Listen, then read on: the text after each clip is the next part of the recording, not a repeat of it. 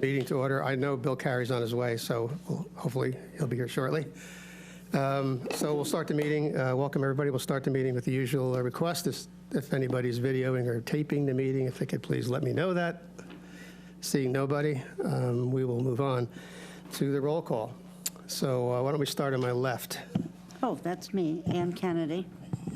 Maureen Piccioni. Chris Clark, Town Council Liaison. Bill Monroe. Pete Sampu, Conservation Commission Liaison. Hannah Lawrence, City Neck Assistant Park Manager. Nina Coleman, Park Manager. Donna Bragg, Operations Supervisor. Chris, why don't you doing a roll call, so if you could. Chris Kelsey, Barnstable Police. Gordon. Gordon Starr, Town Council. Okay, thanks, everybody. Full house.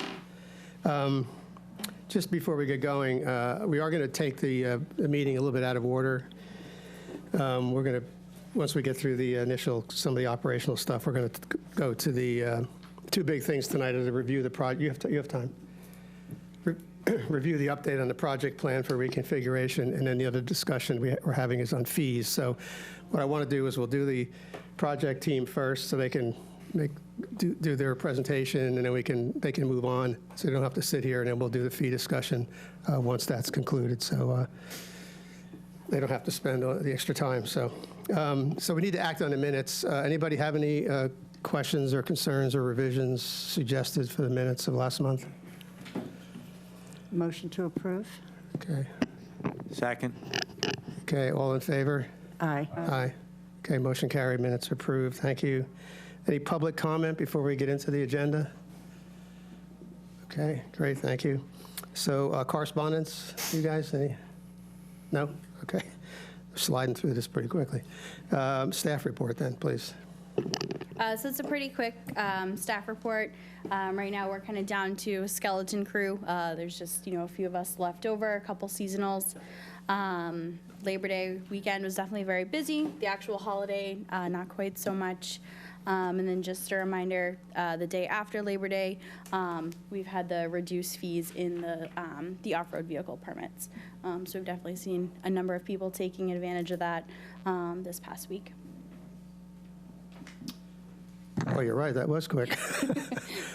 Just one question. We were just talking in the hallway about challenges with the off-road trail going up, particularly campers. I've seen quite a few of them getting stuck over the last few weeks. Can you kind of help the board to understand a little bit about some of the challenges of operational challenges you have in managing the camper traffic on and off the beach? Sure. It's number of different vehicles, not just in particular campers, people not airing down. But, getting stuck going onto the beach, it's definitely very time consuming for staff, assisting, getting them, dug out, directing traffic, and then if a tow is warranted, waiting for a tow, which can take up to a couple of hours. So it's very time consuming for staff, and especially, with very few of us left over, it takes up a lot of the resources that we do have. We had the fire a month or so ago. Was that anything come of that in terms of what happened there? Do we know what the cause of the fire was, or why? It was a pretty old camper or newer camper? Or? Yeah, I definitely can't speak to necessarily what the exact cause was. I think it just may have overheated. Okay. Yeah, Pete. I'll ask staff. Was this seeming a worse for traffic getting stuck, in part being such a dry year? That sand was real soft. So could that have been one of the reasons, if there was a significant increase in people getting stuck this year? Yeah, absolutely. We've definitely seen on the drier periods of time at the beach, there's more vehicles getting stuck, whereas, if we're watering the trail, we're getting assistance from West Barnstable watering the trail, or if it rains, it definitely helps pack down that sand so it's a little more compact for vehicles to travel over. So it's definitely been a cause of some of the issues with the stuck vehicles, for sure. Yeah, go ahead, yes. I just wanted to know if the gatehouse was different hours of operation. Yeah, you want to take that? Right now, we're the same hours. We open at 8 and we close at 9. I assume, I probably know the answer to this, that the safety requirements for campers are the same as they would be for a pickup truck or somebody going on as a day tripper, or are they different? I mean, you have to have your tow rope and your, Right, you have to all that have stuff. the same 7 pieces of equipment, which includes a bucket this year. In addition, the camper needs the carbon monoxide within the camper, and then they need a measuring device. So it's a little different. We also inspect the tanks, both the gray and Blackwater tanks on the campers. But beyond that, that's as far as our regulation goes in terms of inspections. Do you know, Chris, is the inspection process for campers the same as it is for vehicles, or, the state inspection? Oh, you mean, like, Yeah, the monthly, yearly state inspection. I was going to say, I probably have Is it- somebody over here that has more experience with that than I do. Absolutely the same. It is, except if a lot of times you have to go to like a truck facility, like Ron's truck stop in Independence Because of Park the size. does, yeah. But otherwise, the safety requirements are the same. So I also, spend a fair amount of time out on the beach, and I also see a lot of vehicles getting stuck that actually are misplaced. They actually think that they're going to the upper parking lot. They genuinely do not realize that they're not supposed to be driving out on the beach, most of them. There's some that really push the envelope, but that's also part of the people getting stuck. Yeah, I just want to speak to that for just a second. At the gatehouse, where I live at, is pretty much every single person that goes through there, we explain ad nauseum on where they're supposed to go. Stay on the pavement. And I have even added this year, do not go off-road, don't make me chase you. So you go all the way up. We actually painted turtles in the road and as a visual aid and say, follow the turtles up to the parking lot. Correct. Yep. And it seems to be when they see a couple vehicles turn down Correct. the access trail, they just, oh, okay, let's see where this goes. So we had one of those yesterday, and Hannah was right standing with me when I said my whole spiel, and the next thing I know, they were stuck on the access trail. Correct. So- And I'm also, many times when we're airing down, people will come in and park their car and then start to walk up to the public beach. And we're like, where are you going? And just explaining. And I know, I've heard you many times been in line behind, okay, and seen, it's just an inherited nature of where the turnoff is. That's interesting. So the access trail has been a lot of drama this year. And there are kind of 3 types of vehicles that get stuck. As everybody mentions, there's the parking lot person that gets off track. That's really notable, and it makes its way on Facebook, but it doesn't happen. The vast majority of vehicles that we deal with stuck on the access trail are stickered vehicles. So here and there, all it takes is one, Chevy Volt the other weekend, and everybody's talking about it. So those get very blown up.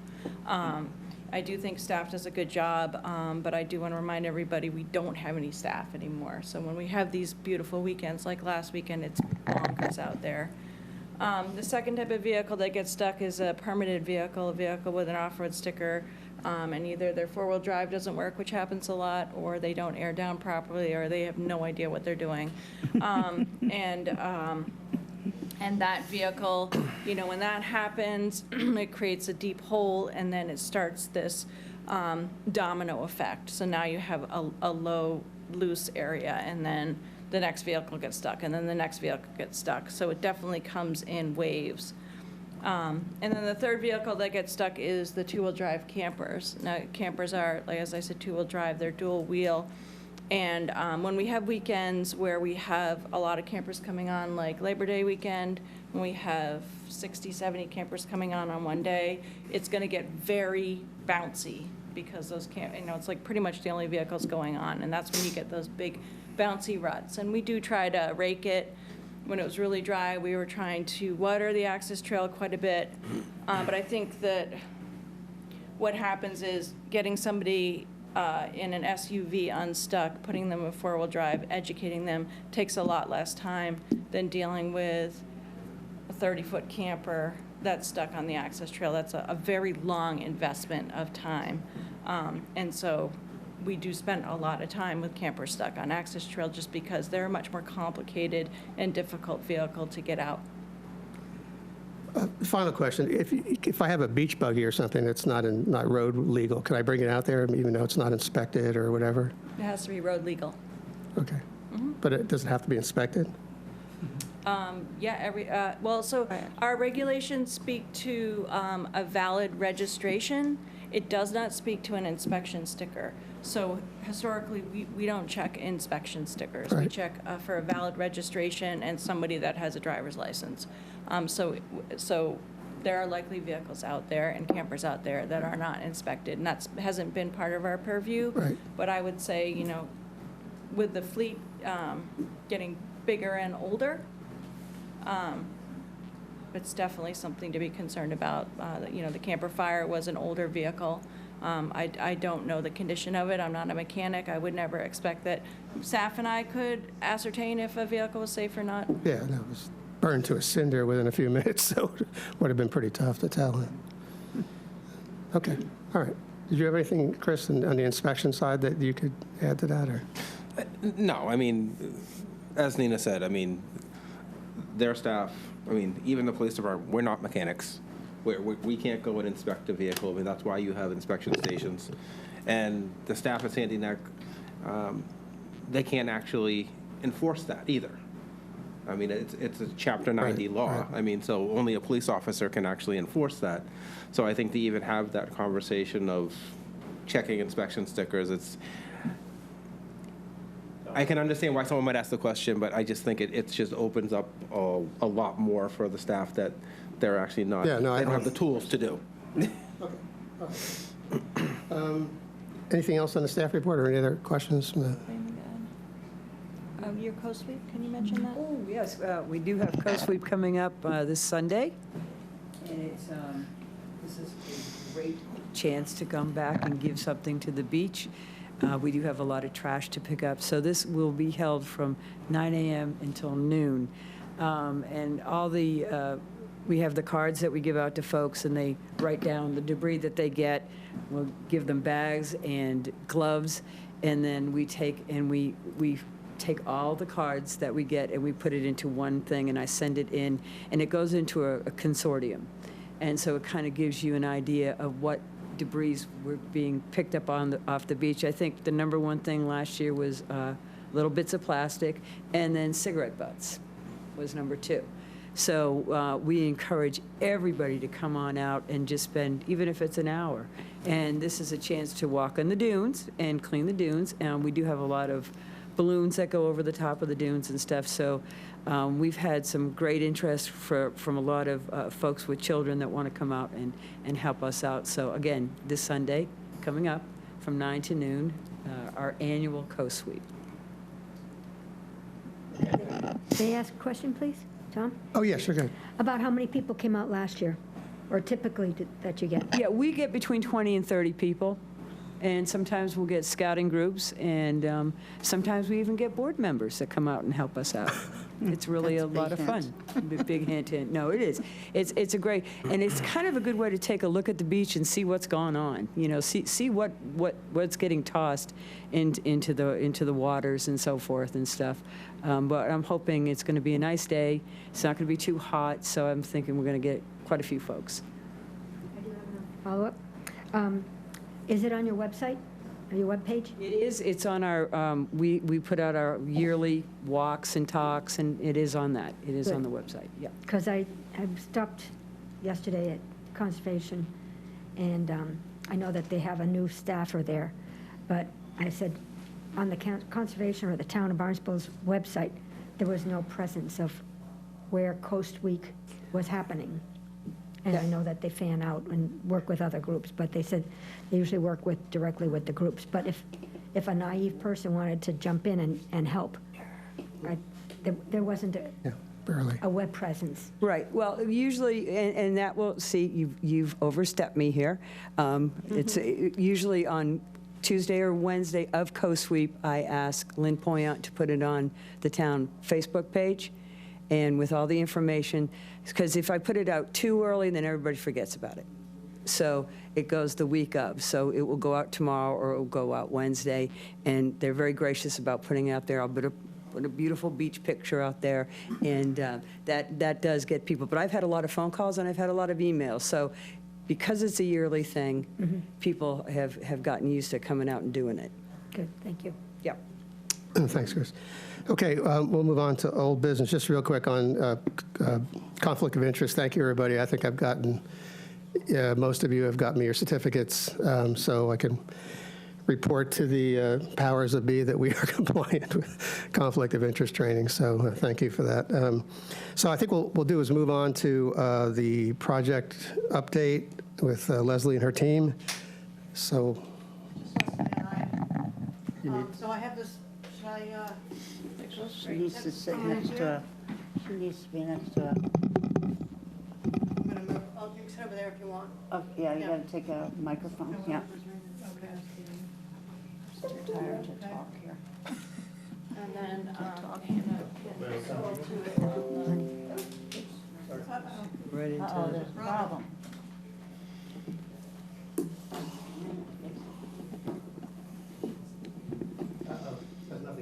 It's on there as yet. Let's go with the PowerPoint, please. All right, so I can sit back here. I can see the screen. Do you want to sit here so you're closer? Do you mind? No, I don't mind at all. But I have to sit close. I'm sorry here. Good job. Move up. I'll sit Okay, here. all right.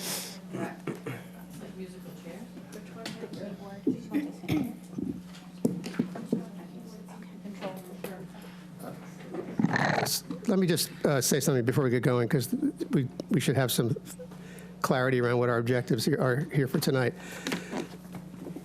There's a lot of detail in this, and that's not what we want to get into is, should the driveway be tilted this way or that way, or should there be 8 parking places or 10? We're trying to come up with, the team has taken a look at different alternatives that, in some cases that we also looked at a while ago, some cases that are new ones, and that's generally driven by the fact that we're talking about moving the gatehouse, as well as the other projects we were talking about 5 years, 6 years ago, which included the off-road path moving and addressing some of the erosion issues at the beach. So what the town has asked us to do is to come up with 3, to look at these 9 alternatives, and to come up with 3 that we can recommend to move forward for further study. And then that becomes the basis of the project team's continuing work, so they can start to go down the funnel in terms of, bringing a final recommendation or 2 to the town, to Mark Ells for a review, approval, town council, obviously. So we'll try to stay not too much into the detail of all the designs and that, but try to look at these ideas in general terms. Which ones do we think are the ones that are most likely to either be successful and or solve the problem we're looking to solve, and the focus on making those choices so that we can give the project team a more focused set of things to work on. So, okay, does that help? That takes care of the first 3 or 4 slides I have, so thank you very much. Appreciate that. 25 words or less. Yeah. All right, so thanks for having me back, and we're just continuing on with the presentation that we gave last time. This is an agenda for the meeting tonight. As Tom said, we looked at some of the previous alternatives from the 2016 study, added a couple of new alternatives. We ranked those alternatives according to some criteria that I'm going to go over in a little bit. And sort of your task tonight is to sort of become familiar with these alternatives, and then hopefully you guys can pick 3 that were to move on, to recommend to the decision makers at Town Hall. And then once that's been decided that those are the final 3, then we'll go and do some more detailed analyses of those 3 alternatives. Yeah, so under next steps, I tried to sort of list the order in which this happens. So as I said, hopefully the board will pick 3 alternatives tonight. We also have a working group that's made up of some folks in Town Hall. Tom is on the working group, and then Steve McKenna from CZM, Mass CZM. So that working group also needs to look at these alternatives and rank them and provide their list of rankings to the board Ideally, we would have had that meeting before this one, so you guys would all have that information, but the timing just didn't work out. We're hoping to set that meeting up for sometime this week, and we'll be able to give, that board will be able to, or that group will be able to give you guys their recommendations shortly. Leslie, is that meeting going to be a Zoom meeting or in It'll be a person? remote meeting, remote, yes, yeah. So then, the board will then make their recommendations to Markel's. We'll get hopefully the recommendation on the 3 alternatives. We're going to meet with the agencies, regulatory agencies, to discuss those alternatives and see what sorts of comments and feedback we get from the agencies. Make any sort of tweaks to those designs that we need to satisfy their comments and concerns. We're going to have a couple of public meetings coming up fairly soon after we've vetted these 3 alternatives, and then we'll put together a final report. So that's sort of the next steps. I've got a schedule at the end of this that shows you the timing for those steps. So we put together this very lengthy tech memo. Amber from the town has been through this thing. It's about 42 pages. I don't know if Nina was able to get through the 42 pages, but I have been instructed to prepare an executive summary, and that I will do. So I don't want to subject you guys. You're certainly welcome to read it if you want, but I want to put together an executive summary. I'll send it to Tom tomorrow afternoon, and then you can distribute it. And there's all the detail in there, but you can also just focus on the executive summary if you'd like. So we looked at alternatives 2, 3, and 5A through 5D from the 2016 study. And then we also added 3 new alternatives. And those alternatives were geared towards addressing comments that we got from park staff, things that needed to be improved. So, improved gatehouse operations. That was geared mainly towards avoiding some of these things that you were talking about tonight, about the cars going through the ORV trail. So we tried to come up with some ways to eliminate those possibilities from occurring. We also wanted to reduce vulnerability of the gatehouse to flooding, because our work has shown that it is quite vulnerable to flooding and certainly will be getting worse in the future. We heard that they wanted emergency access from the parking lot out to the beach. We also heard that wanted to increase the number of air up and air down stations. And we also knew from the previous study that the regulators said that if you are going to move that parking lot back, that, likely you can do that, but you can't have any increase in impervious area over what's there now. The previous study didn't quite do that, so we wanted to stick to that, and that's reflected in those 2 new alternatives that we put together. So I'm just going to go through, refresh your memory what these are, the alternatives are, and tell you what we did, and then we're going to get into the nitty-gritty where you guys can start hashing it out and looking at them and comparing. So alternative 2 is this conventional hard engineering structure. It's a stone revetment with a vegetated sand cover. So as you can see in the cross-section down below, I'm just going to step away from the microphone for a second. So here's a parking lot, and here's this existing dune that you have. So you can see that revetment is snug right up against the parking lot, and it's buried underneath the existing coastal dune. And the toe of the revetment comes pretty close to the toe of the existing dune. It encompasses the whole seaward side of the existing lower parking lot. And so what we did was we modeled event-based erosion. Many of you were here last time and saw those graphs, but they showed cross-sections of how the sand cover on top of the revetment would erode under a 20, a 50, and 100-year storm. So we did that event-based erosion. We also evaluated wave run-up and overtopping, so that means during a storm when all that sand is eroded off the face of the structure, what kind of water, what kind of wave run-up do you get over the face of that structure and on into the parking lot? So we looked at that, and then we updated the opinion of probable costs that were in the 2016 study for this alternative. Alternative 3 was a soft engineering structure that's bioengineered sand-filled coir bags. Again, on the top graph, you can see that covers the whole seaward side of the existing lower parking lot. The original design had the coir bags, you can see in the lower graph in the cross-section, right towards the seaward face of that existing dune. And so we updated that design because we thought that they would be uncovered quickly, just like you're seeing at Bliss Point. And so we moved them back, right up next to the parking lot, so there's a lot more sand in front of them now.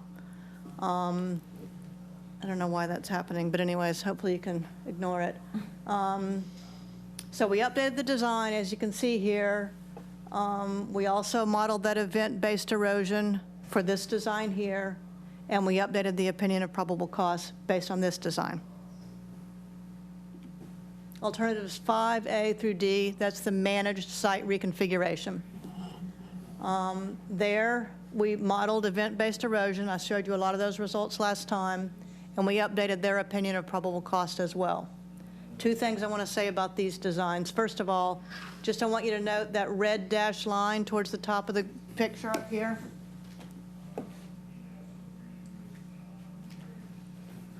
That's the line of predicted 50-year dune loss. So that's where the dune's going to be in 50 years. So you can see that this design has the new parking lot set back from that a little bit. Okay, it's not right up next to that 50-year dune line.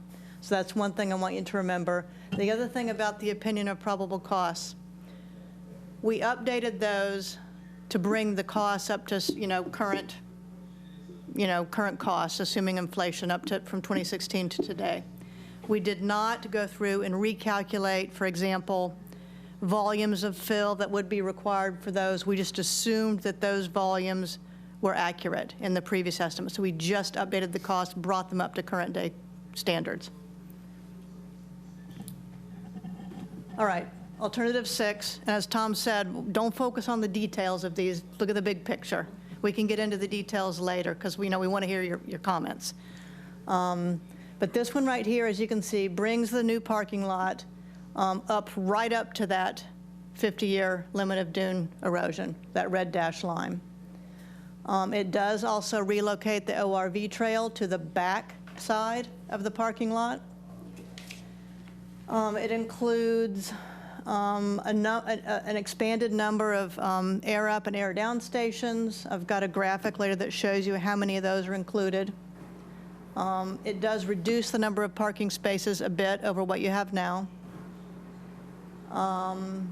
It has the swales for rain gardens, for stormwater management. It has a little retention area over to the, I guess, east side of the parking lot for stormwater management.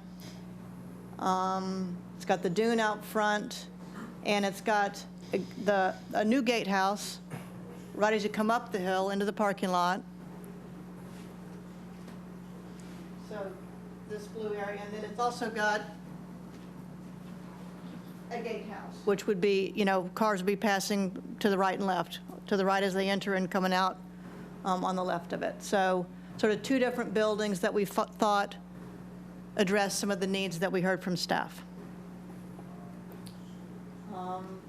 So for this, we modeled the event-based erosion, and we developed an opinion of probable cost for this as well. Alternative 7 sort of splits the difference between 5 and 6. So if you can look at that red dash line, that's that 50-year dune loss line. We still got part of the existing parking lot on the seaward side of that. So it's sort of a partial retreat.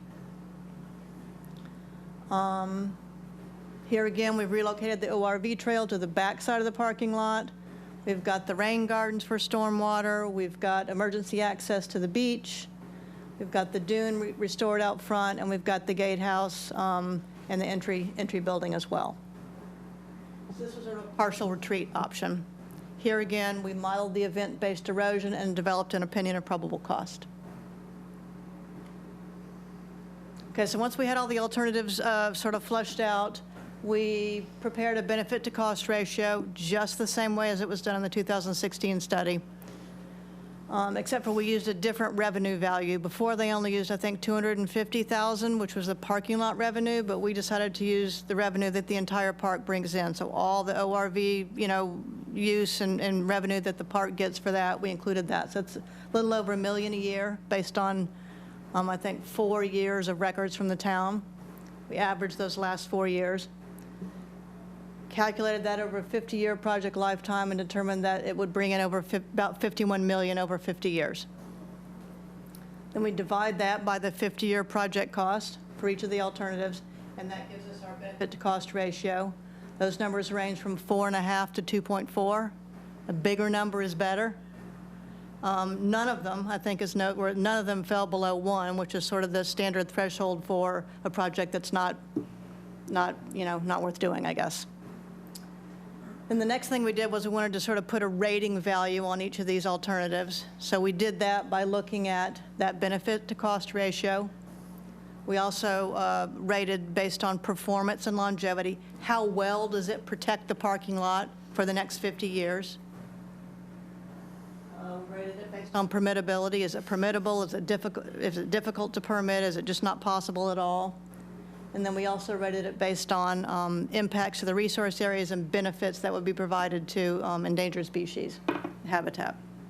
So those values range from 10.2 to 4.4. Here again, big numbers are better.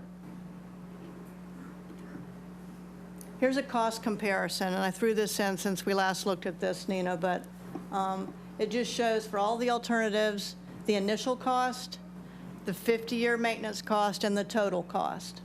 So a couple things I'll point out is that alternatives 2, 3, and 5A really are initially cheaper to build than the other alternatives. Alternatives 6 and 7 are more costly than any of them. So those are the two alternatives that we developed. That's in part due to the fact that we're considering now moving that gatehouse, and we have that new entry building. So that's one of the reasons why they're more expensive. The other alternatives don't address that. The long-term maintenance costs are sort of flipped. So they're more expensive for alternatives 2 and 3 by a lot. And then alternatives 5A through 7, roughly, the same for the 50-year maintenance cost. Can you just admit, because of 2 and 3, maintenance cost numbers are so huge. What is, I can understand with the core bags, you have to replace the bags periodically, and because as we all know, they're all over the beach.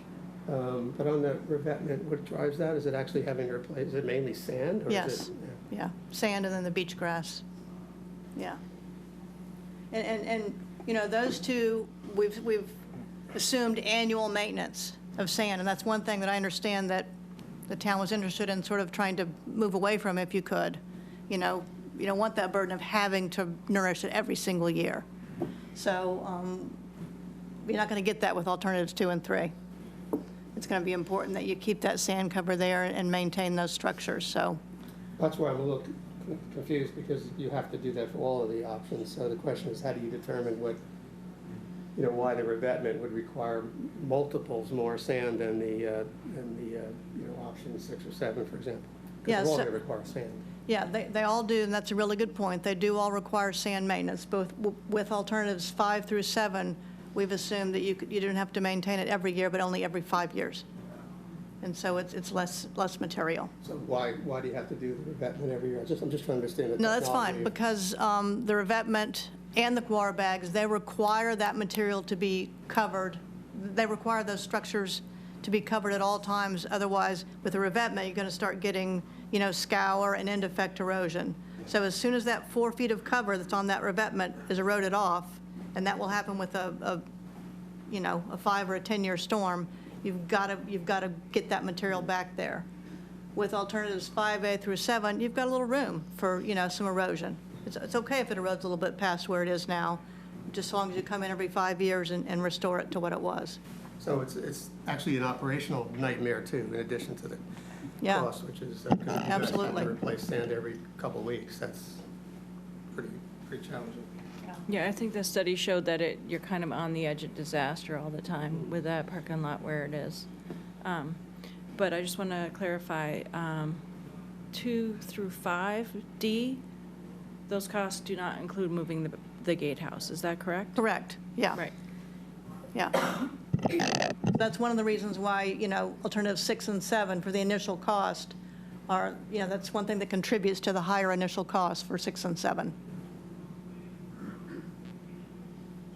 All right. Okay, so now I have this graphic here, and I have a bigger one so you can all look at it. I'm going to pass it around. I'll start some here, some over here. Tom, I'll give you one.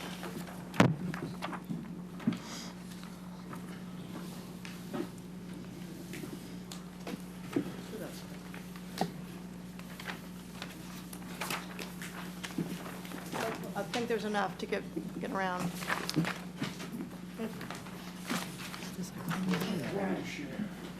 All right. More over there. We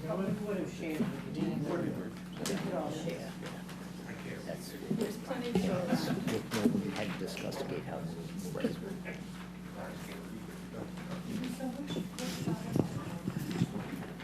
Right, so this table right here, matrix, really just attempts to help you guys compare all the alternatives. So the alternatives are across the top, 2, 3, 5A through D, and 6 and 7.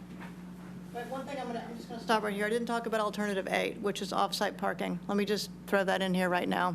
We did look at off-site parking, and we do find or think that there are ways to alleviate some of the parking problems by having some off-site parking. But it's not one solution that you can take and use and forget all these others. It's only going to augment or supplement any of these other alternatives. Nina had a great suggestion where if we can have some off-site parking for, some of the people who are visiting, the ORV users or the cottage users, and we can encourage them to park off-site, that would, free up, I don't know, maybe 20 parking spots, a day on every weekend, and that would really be a big help. So, while there are some benefits to off-site parking, it's not the answer to the problems that you're having with parking at Sandy Neck. So I didn't really include it in this presentation, but I do think it's something you guys should look at. Okay, so we've got alternatives across the top, and then going down, the first one we have is just this comparison of costs that I showed you. So the little blue thin line at the bottom is that initial cost, and then the 50-year maintenance cost, or the total of initial construction and maintenance, is in the green. So you can see that overall, alternative 3 is the most costly over 50 years. Alternative 2 is also quite costly. And then, all the others over the 50-year are between, say, 11.2 and 12.2 million, 12.4 million. So just trying to, because we're actually comparing apples and oranges here with the gatehouse in and the gatehouse out. It looks like the gatehouse is roughly $600,000 of the cost. I'm not going to say that, because remember when I was talking about alternatives 5A through D, when our engineers updated the opinions of probable costs, they just took the 2016 numbers and brought them up to current day costs. So if there were some numbers, let's say for fill needed to, create 5A through D that were sort of off before, Yep. we don't have Right. those numbers adjusted. All right, so maybe- it may be, it may not all be due to the gatehouse. Yeah, I think that's one thing we would need to refine, because if you're going to look at, hypothetically, if it's $600,000, then I would want to look at, what could you do to avoid that cost? For example, could you reconfigure the bathhouse somewhere or even add to it? Could you not move it and just raise it? Could you move the building up the hill instead of building a new building? I mean, there's probably 10 different things you could do potentially to solve the problem. So I guess that's something that I would think that the town would want to know, before they spent that money. Yeah, the bathhouse is not vulnerable to flooding at all. Right. You could add something there, but I think it would be hard to configure the parking lot to have the gatehouse there, and I think it would be hard to have the gatehouse right kind of in the middle of the whole facility up there. Well, you could have the kiosk in front of that, just have the office and the bathhouse part. That's Yeah. All right, so the next thing we looked at was permittability. So alternative 2, it's not permittable. It's just not permittable. It's our opinion. It was the opinion of the previous consultants in 2016. So we ranked it as low. All the others we ranked as moderate. There's just difficulties with, each of them. So alternative 3 is, putting the sandbags in the dune and a barrier beach and an ACEC, and the others are, repave or paving part of a dune and a barrier beach and an ACEC. So I'm not saying it's impossible, but we got good feedback, or the previous consultants got good feedback during the previous study on alternatives 5. So, we think that you could get it through the permitting process for those alternatives. Number of parking spaces, 2 through 5D, we're showing 228 parking spaces. That's the number that was, given to us for what you have now.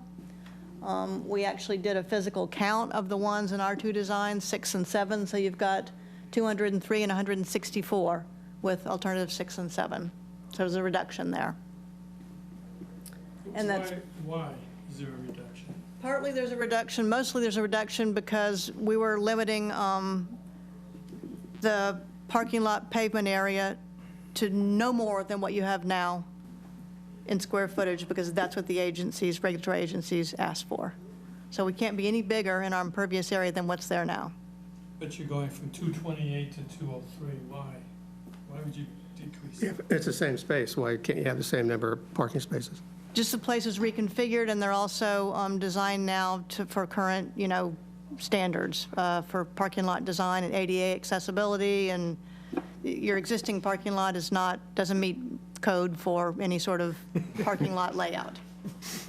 It's a good lake. That back line, the southern line of spaces there, you couldn't fit a smart car in there the way that it is now. It's just basically, Yeah, sand. I don't know, there used to be there, obviously the parking lot eroded from the other side, but those, being up there on an evening that was very, very busy a few weeks ago, that's just ridiculous. If someone tried to park there, it's going to mess the whole deal up, right?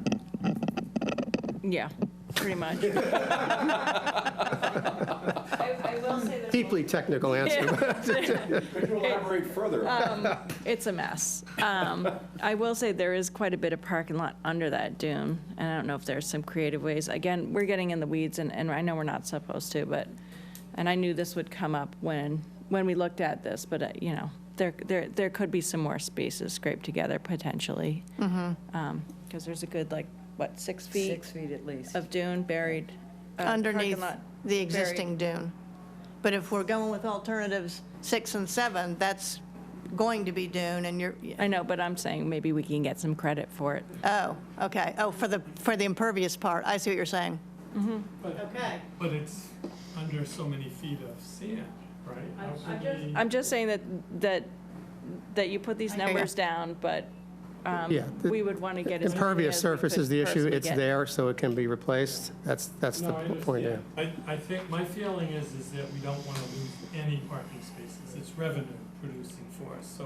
So we should be going into this at 228, however we have to do it.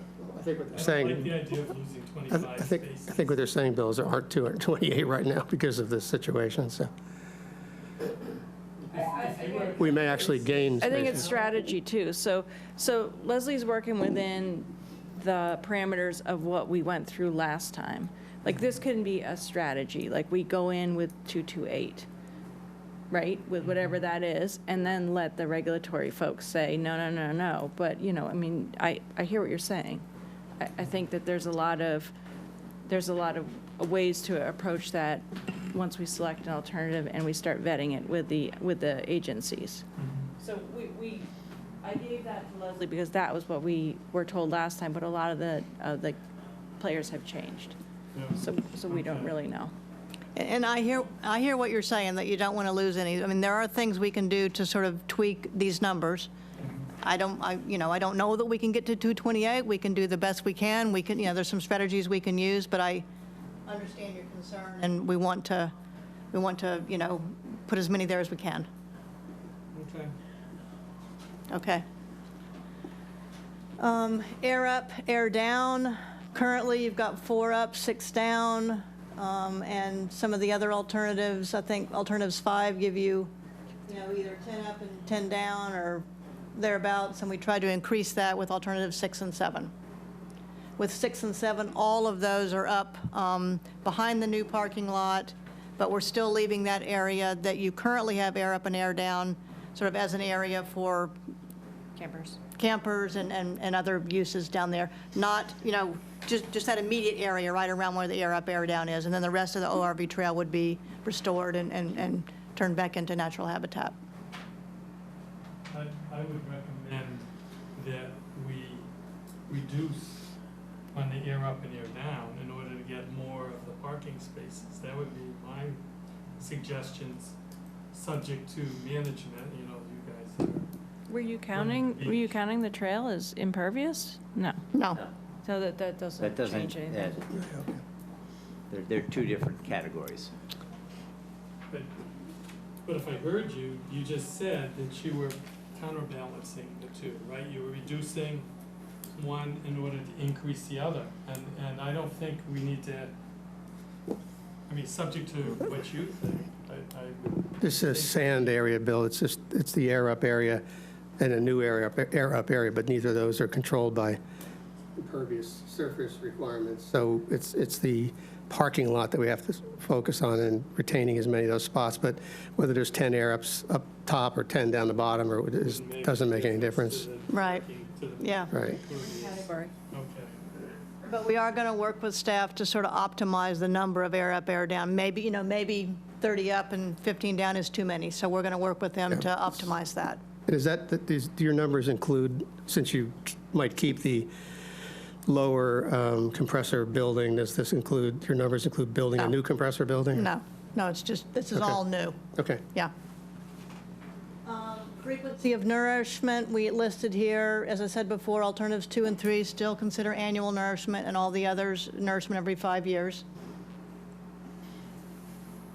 Level of protection, this is an important one that I want to just focus on. So, we've ranked the revetment as a high level of protection. It's a hard structure, it's there, it's not going to move, even if that sand cover comes off of it, but you are going to have adverse impacts to the beach and adjacent beaches, and it's not permittable.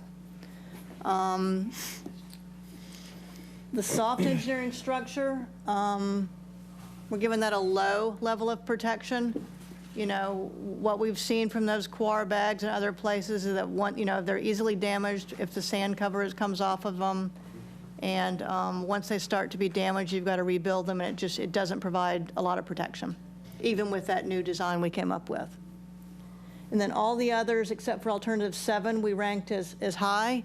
And what that means is that parking lot, in our estimation, based on our modeling, is protected even during a 100-year storm up through 2070, so long as you maintain it with this nourishment that we've recommended.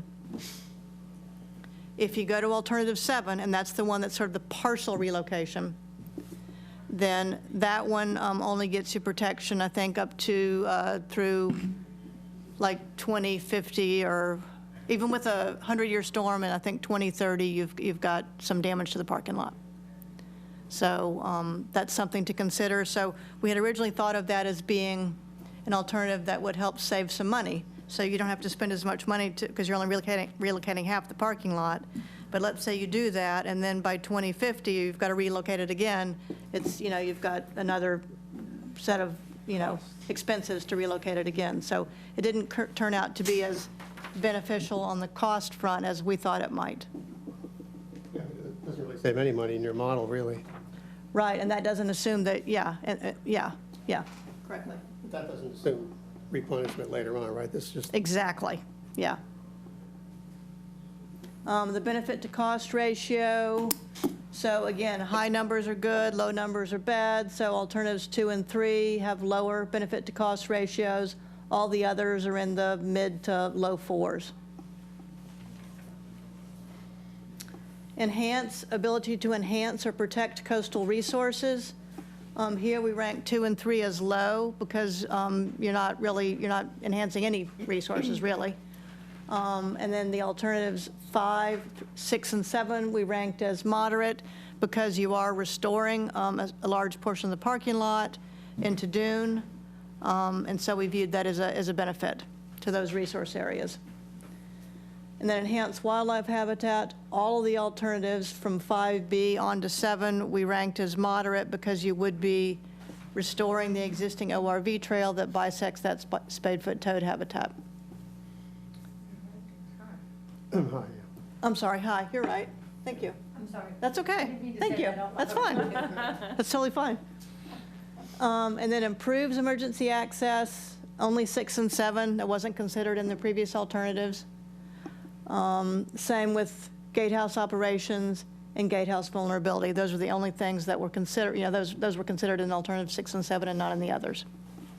And then that total rating value, again, we've got lower ratings for alternatives 2 and 3, and then higher for 5, B, C, D, A, B, C, D, and 6 and 7. So I might just pause here and let you guys discuss and ask questions if you want. I've got a couple of concluding slides, but I'm hoping that the board can ask questions and discuss and think about this a little bit. So something I'm unclear on is the existing parking lot is gonna be, the existing parking lot is going to be chopped up, removed, and then, Parking lot. yeah, the lower one, I'm sorry, the lower one. And then, what do? Fill that in? Yes. Up to the level of the upper parking lot? Is that the plan? No, it's still lower. It would still remain that same low level? It's not exactly the same elevation, and I don't have a cross-section in front of me, I apologize, but it would not be brought up as high as the upper one. Okay. But it's going to I have a thought protective dune in front of it with alternatives 5, 6, and 7. protective dune in the same sense as what we've been doing all along. But much bigger, much much bigger. bigger and wider. Yeah, how would it be much bigger, though? You're, There's a lot back further from that. Well, so, this one shows it, I mean, this one shows it here. I'm going to stand up for a minute. Okay. This is alternative 6. Here's the relocated parking lot.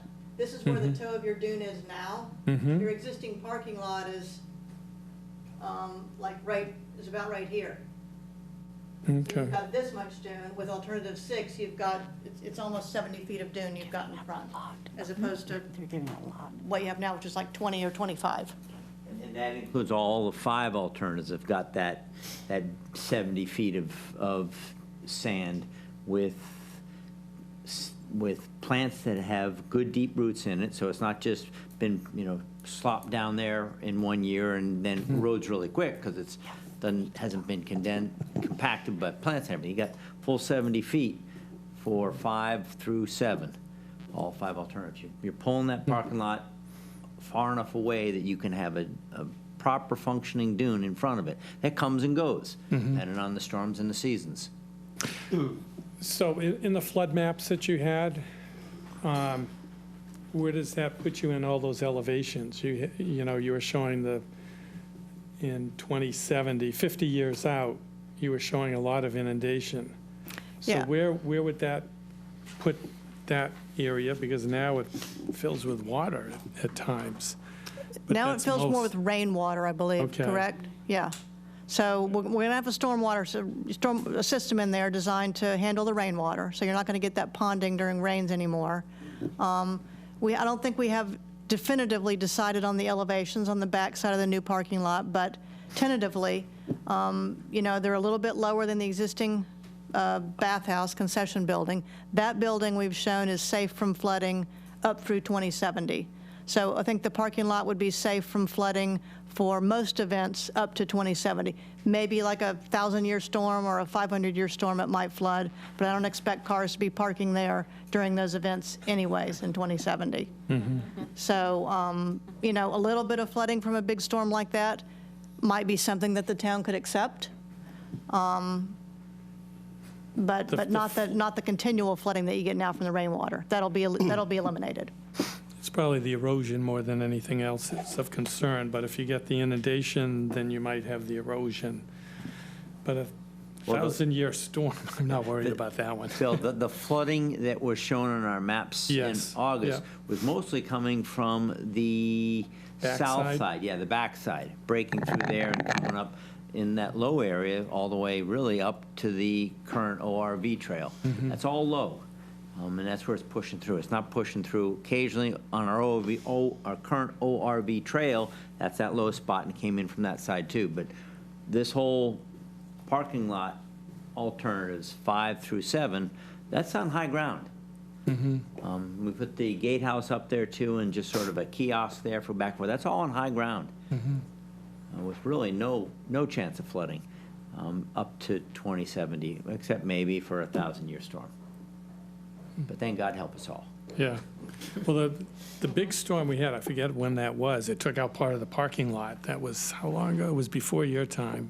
That was, But, wasn't that the 78. 78? Yeah, yeah, that's right, 78. So that took out chunks of pavement and just laid it right out on the beach there, parking lot areas. So that was 100-year. Ann?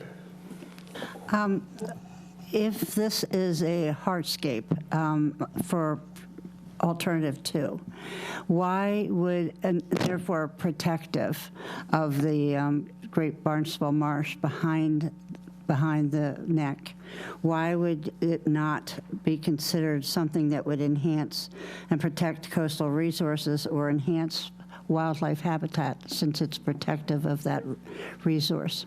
Yeah, that's a good question. I mean, we were looking more at, considering without revetment that you really have the potential for that structure to cause adverse impacts to the fronting beach and adjacent beaches. So once that structure becomes exposed and it's just hard shoreline, shore protection structure with storms hitting that, you're going to get scour and lowering of the beach in front of it, and you're also going to get end effect erosion. So areas beyond the structure that aren't protected with that will get end effect erosion and accelerated erosion. And so we were thinking about that when we ranked it as low, or how do we rank it for that? So it's a balance. You're talking about, you're not talking about the resource behind the dune. You're talking about the effect of the hardscape on the rest of the beach. That's mainly what we were looking at here, yeah. So would that be something that could be avoided if you did the annual beach nourishment and planting with that? Potentially, but again, if you have a storm and all that sand is washed away, unless you get back in there right after that storm, and you might have to nourish 2 or 3 or 4 times in a given year, if you don't have the ability to come in there and nourish multiple times in a year, once that sand is gone, you're going to start to see those detrimental impacts of the revetment. I wonder if historically we've had to do that 2 or 3 times a year. I mean, we've had some really wicked nor'easters, one on top of each other, and we've generally just had to replenish the sand once during that time, but. I really think that the slide that you showed where it demonstrated with the parking lot in its present location, as the years went on, these 50-year and 100-year storms were going to be past that edge of the parking lot. And so when you move the parking lot back, you have this big chunk of buffer there to be able to deal with those events. And still have sand in front of it. So that, I hope I articulated that. So it's really that the shoreline, the natural shoreline of Sandy Neck, in my tenure, has moved back. Yeah. And so you can see where the natural dunes are, and then you can see where our parking lot is, which is pretty much on the edge of where nature wants the dune. Mm-hmm.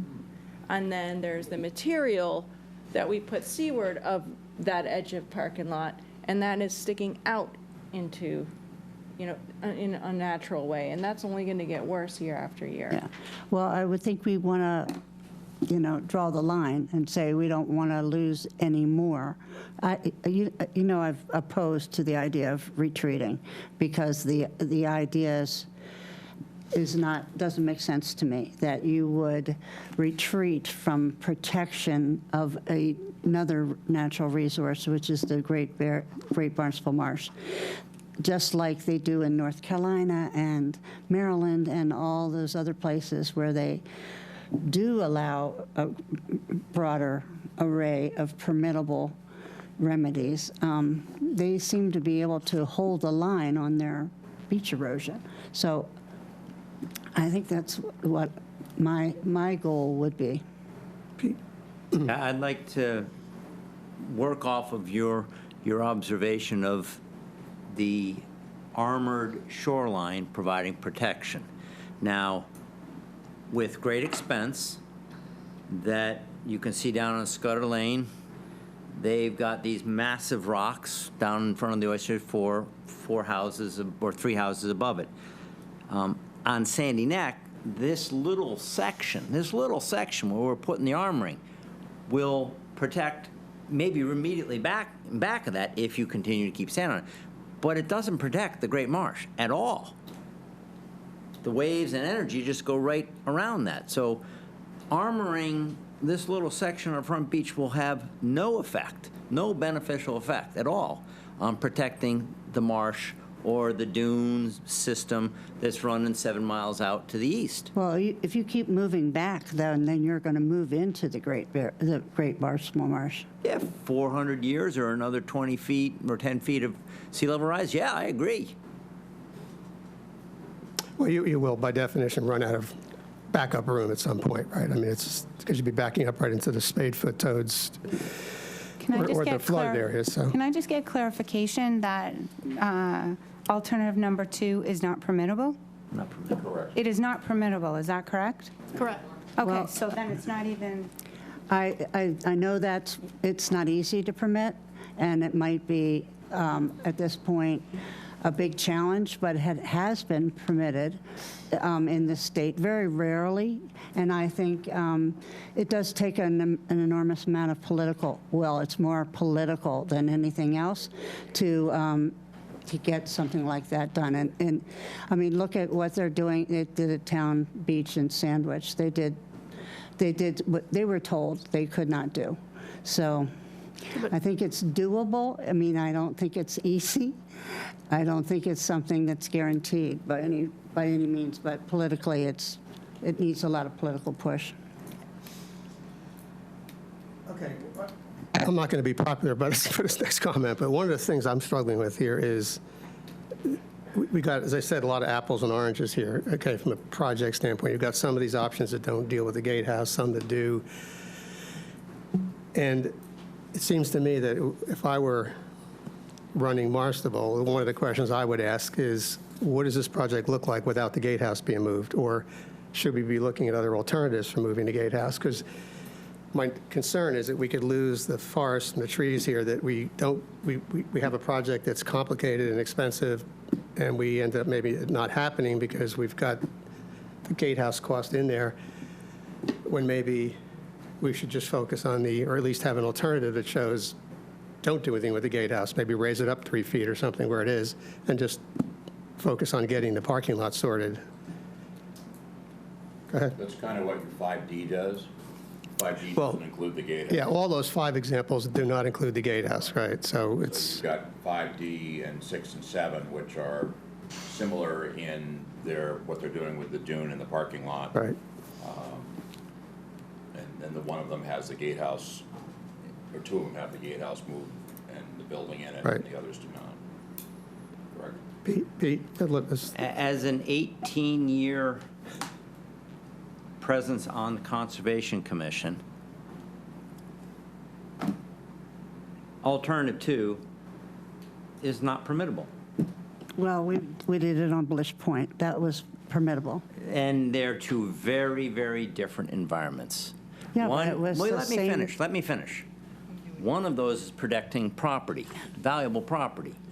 At Sandy Neck, we're protecting nature and a parking lot which can be moved.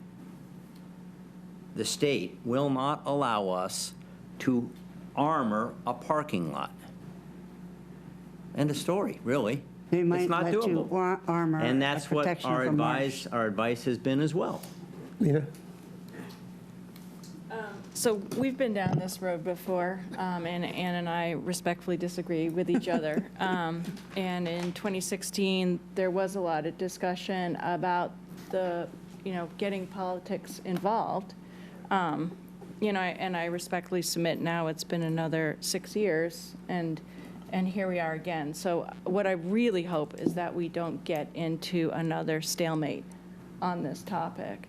And it's because of that, I mean, quite frankly, I don't know if I could take another stalemate on this one, guys. I mean, every storm, I'm waiting for us to lose this parking lot.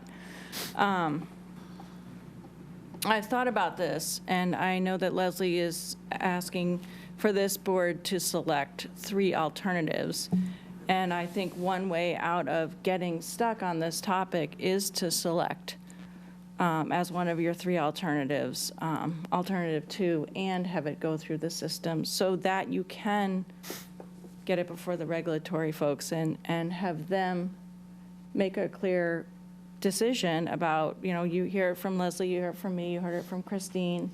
But Anne represents an opinion in this town, and it's not just Anne. There's a lot of people that go immediately to this as the solution. So I am suggesting to this board to consider this being one way of fully vetting that instead of it just ending up in a quagmire. I do want to point out that, remember the habitat permit situation? That was also not permittable, and we got that through, but it did take an awful lot of political will. But before we do that, I do want to suggest, though, we heard that there is another group that's supposed to come up with a recommendation. Do you think we should wait for that recommendation? Or the working group.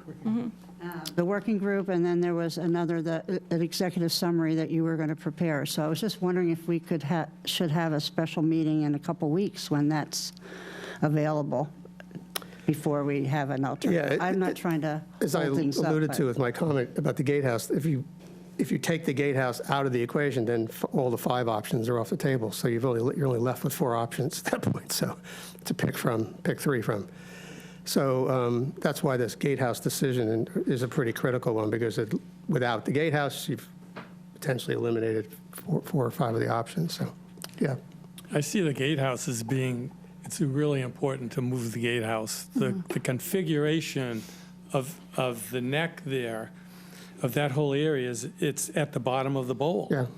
So any water, no matter how it comes in, if it breaches the sand dunes, from the front, or it sneaks in from the back, that's the lowest point. That's like crazy. Who was it that decided to put it there at the bottom of the bowl? It makes absolutely no sense. Well, you got the to garage me. there, too, which is not Yeah, going to the move. garage, that was done more recently, but, so we move it all. Everything should be built, in the entire town. Everything should be built at a very safe elevation. There should have been more thought, put forward, because if you don't deal with the problem now, you'll have to deal with it later, is the way I see it. So why not? Well, you move it closer to the beach, it's at risk there. You move it, it's tricky But to get it right. it's a yeah. bowl, though. If we Yeah, move no, I it to understand. higher ground, we're up higher in the rim of the bowl. So you're not worried about it. Right. In my mind, I'm pretty clear on feeling. So just that way. process-wise, the working team is going to have this meeting. Who's Hopefully. that with? That's with you and. No, I know the and working Am- team, but okay. are we meeting with someone? I thought it said that we're meeting with the town. I'm not sure who that, No. what that it's was just- referring to. It's So just everybody in the working group, Okay. yeah. And we would have this same discussion, honestly, that we're having tonight. And one thing I wanted to say about those alternative 5s, I mean, let's say this group picked, 5D, 6, and 7. We can take that gatehouse and move it up in 5D. Right. That can happen as a part of sort of the next phase. Well, I think 5D is exactly 6, I think, if you move the gatehouse. Yeah, it's the same thing, so Yeah, yeah. that's what I'm saying. Well, sort of, yeah. it's pretty much the same. There's some things that are a little different, but, I mean, we can tweak any of those 5 alternatives to move the gatehouse if we want. Can I ask you a question, too? On the air up, airing down area? Somewhere I saw a picture, a map of it, of the stone that you had there. Why wouldn't you continue the stone all the way from, the new configured area all the way out to the beach? Why I would think you we're leave that as- in the weeds here a little bit, Bill. Yeah. I don't know how we could resolve that tonight. I don't think that's a design issue once we get to the point of agreeing on But I Yeah. think you're talking about it not washing out. You want it to be usable.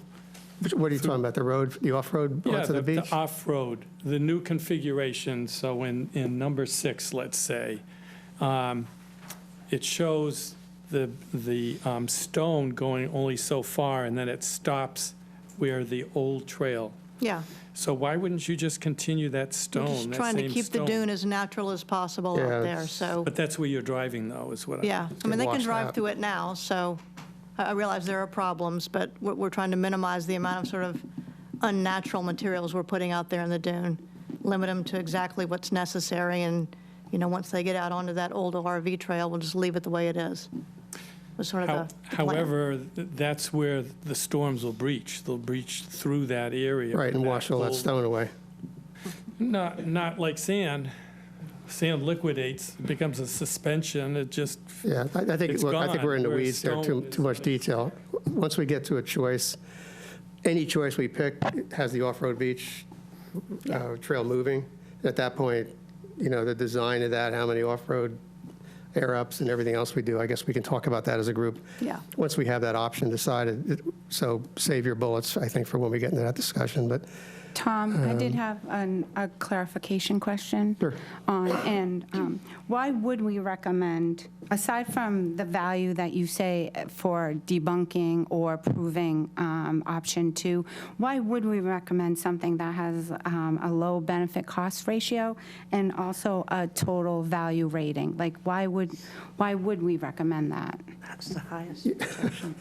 I think for the reasons Nina mentioned, probably. I think the, because there are scars from some of us who were at this thing 6 years ago about people who, you know, you have a town that makes decisions largely with a group of people that are from different parts of the town. It's a body that works differently than some towns, and, you know, so there are people sometimes that just think anything can be done if we just worked hard enough, and so I think we just, you know, it may be worth, I mean, look, if it gets permittable, then we can consider it as an option so we don't lose anything. If it's not, then at least we've killed the myth that, you know, that it's doable.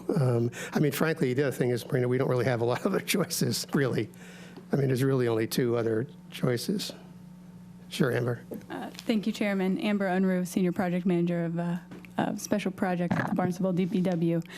I just wanted to point out, you know, part of bringing this back up again, we discussed it several times before going out to, you know, hire Woods Hole Group to represent us on this project. But we built this specific decision-making process into the project, which is to select 3 alternatives to get additional design and evaluation with the regulators for moments like this, so that we could hopefully find a way to select 3 alternatives to continue evaluating and get more information and then bring that back for further discussion. As you can already tell with the managed site reconfiguration, there are several options that can be done on the whole site. It doesn't even have to be 5D or 6 that would move forward in the future, but it is an option to move it back to that 50-year limit of dune loss. But then you also could have an option to go partial reconfiguration and not go all the way back. And then we kept in stone revetment, and as you know, knowing that was a discussion in the past that needed to maybe get additional evaluation, but we also provided the soft engineering structure, which is an alternative to that. More permissible. That we believe is more permittable. Yeah. In any event, that was something that the town wanted to move forward on. Yeah. And that's how we got to bringing these all back up to you. We're just hoping that tonight we can get 3 design alternatives recommended from you all. Another good reason to do it is we are, if we kind of step back and say, what are we doing here? We're trying to, our objective, our mission at the beginning was, can we design something that will protect these assets for a 50-year period? So in that respect, option 7 doesn't do that, right? Because it draws the same line basically in the dune, doesn't protect the parking lot. So in some respects, option 7 doesn't do that. So, but potentially, options 2 and 3 do. They do provide that protection. So at a higher cost and with other issues. But so to some extent, if we're true to our mission here, which is to produce options that can protect the beach for 50 years, choosing one of those options is not entirely insane from that standpoint, given that there aren't a lot of other options that actually do a better job in terms of the, you know, the mission we have is to protect the beach. So, yeah, so I mean, that's a reason, I guess, in addition to the ones Nina posited. Yes, Pete? So, yeah, let's put either 2 or 3 up there as one of our recommendations. Our 5A through D, I did a lot of work on this 6 years ago and continued. Essentially, there's not a lot of difference between them except for permitting. So if we choose one of these, like 5D, everything else is a little bit less than 5D from a permitting standpoint. So that would be a second one. I agree that 7 is not something that seems to be a viable option. If we have 2, Well, 5D and 6. 7 has a similar, well, it has the gatehouse, that's the difference, so you could, but you could add that to 5D or whatever, so. Yeah, but we Sorry. have 2, 5D and 6, so we've got our options. 5D and 6, though, or if you, 5D currently does not include the gatehouse, if you do Correct. include it, it's 6. It could. Yeah. It could, Yeah. yeah. We can tweak it. But there's not, are there any other material differences? Something, you know, just Not a for, lot. Not really. to settle the argument, if you're gonna put in 2 or 3, then you're 2 gonna or need 3. an alternative on 2 or 3 that has the gatehouse figures in it as well. Do that. Right. You know, and the other question that I had was just the nickel overview of what sort of buildings are being envisioned here. I can see the dimension of the, you're calling it the administration building. But what sort of a building is that? I don't think we have any design, any notion of what that is. The engineers probably have some basic number because they cost it out. But right now, to me, it's just, you know, I don't know the details of it.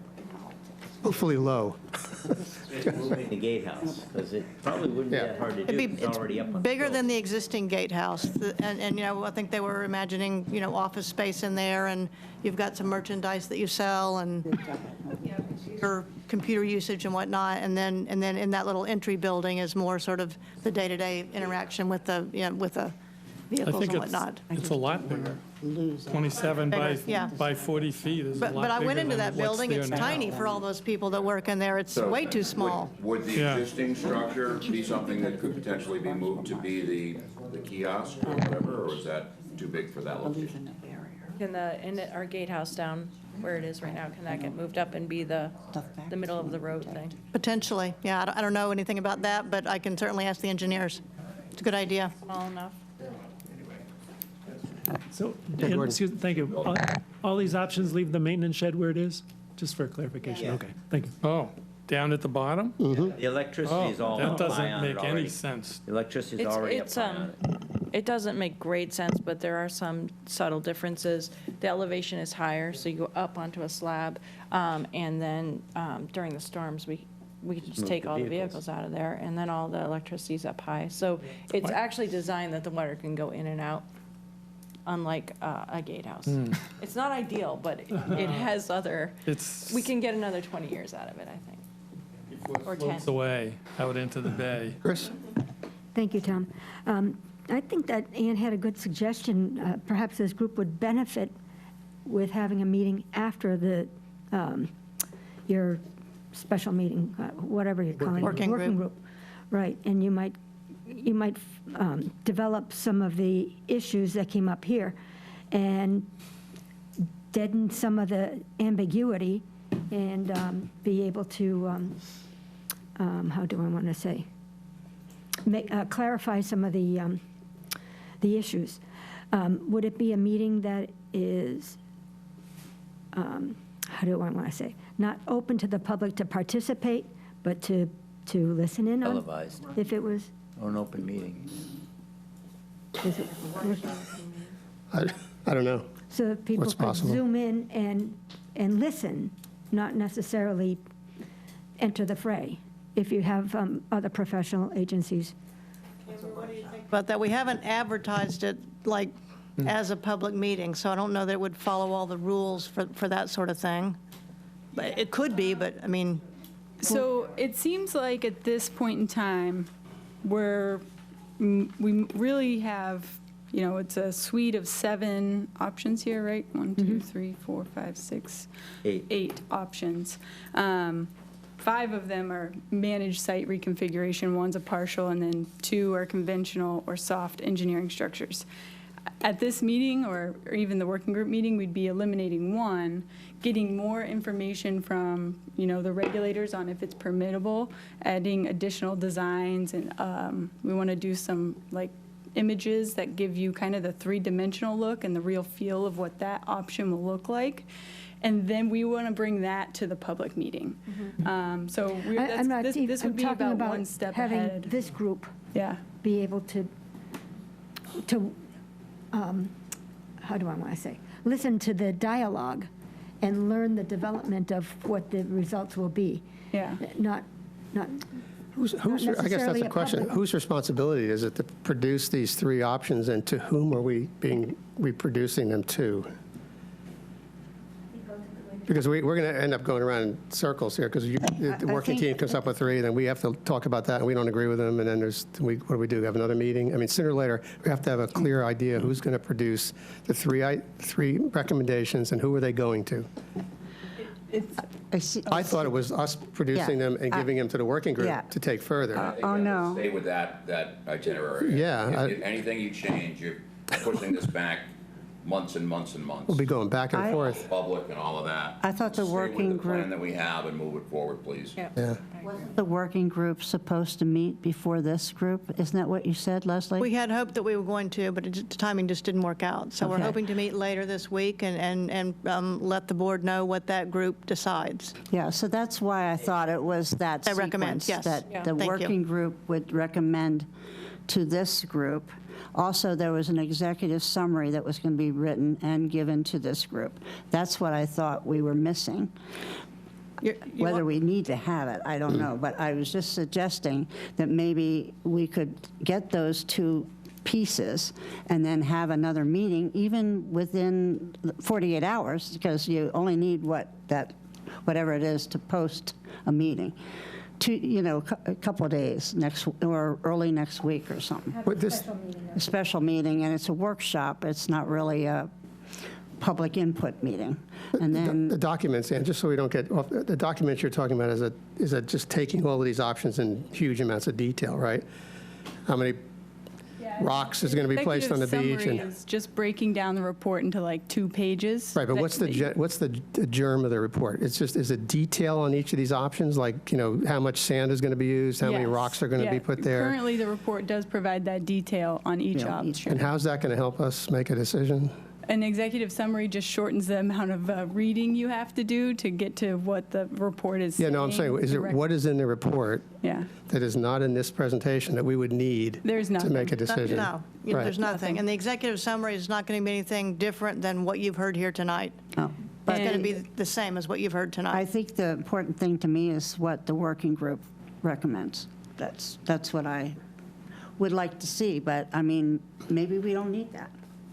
But it would just delay this decision for a couple Well, I of days. mean, look, the other way of looking at it is we make a decision about what we feel comfortable with, and then I represent the board on that working group with that view, and I'll defend that view with the board, with the rest of the working group, and obviously be, Isn't that backwards, though? I thought they were going to recommend to us well, instead of us recommend to them. But that's, want more whatever. control, or do you want to cede the control?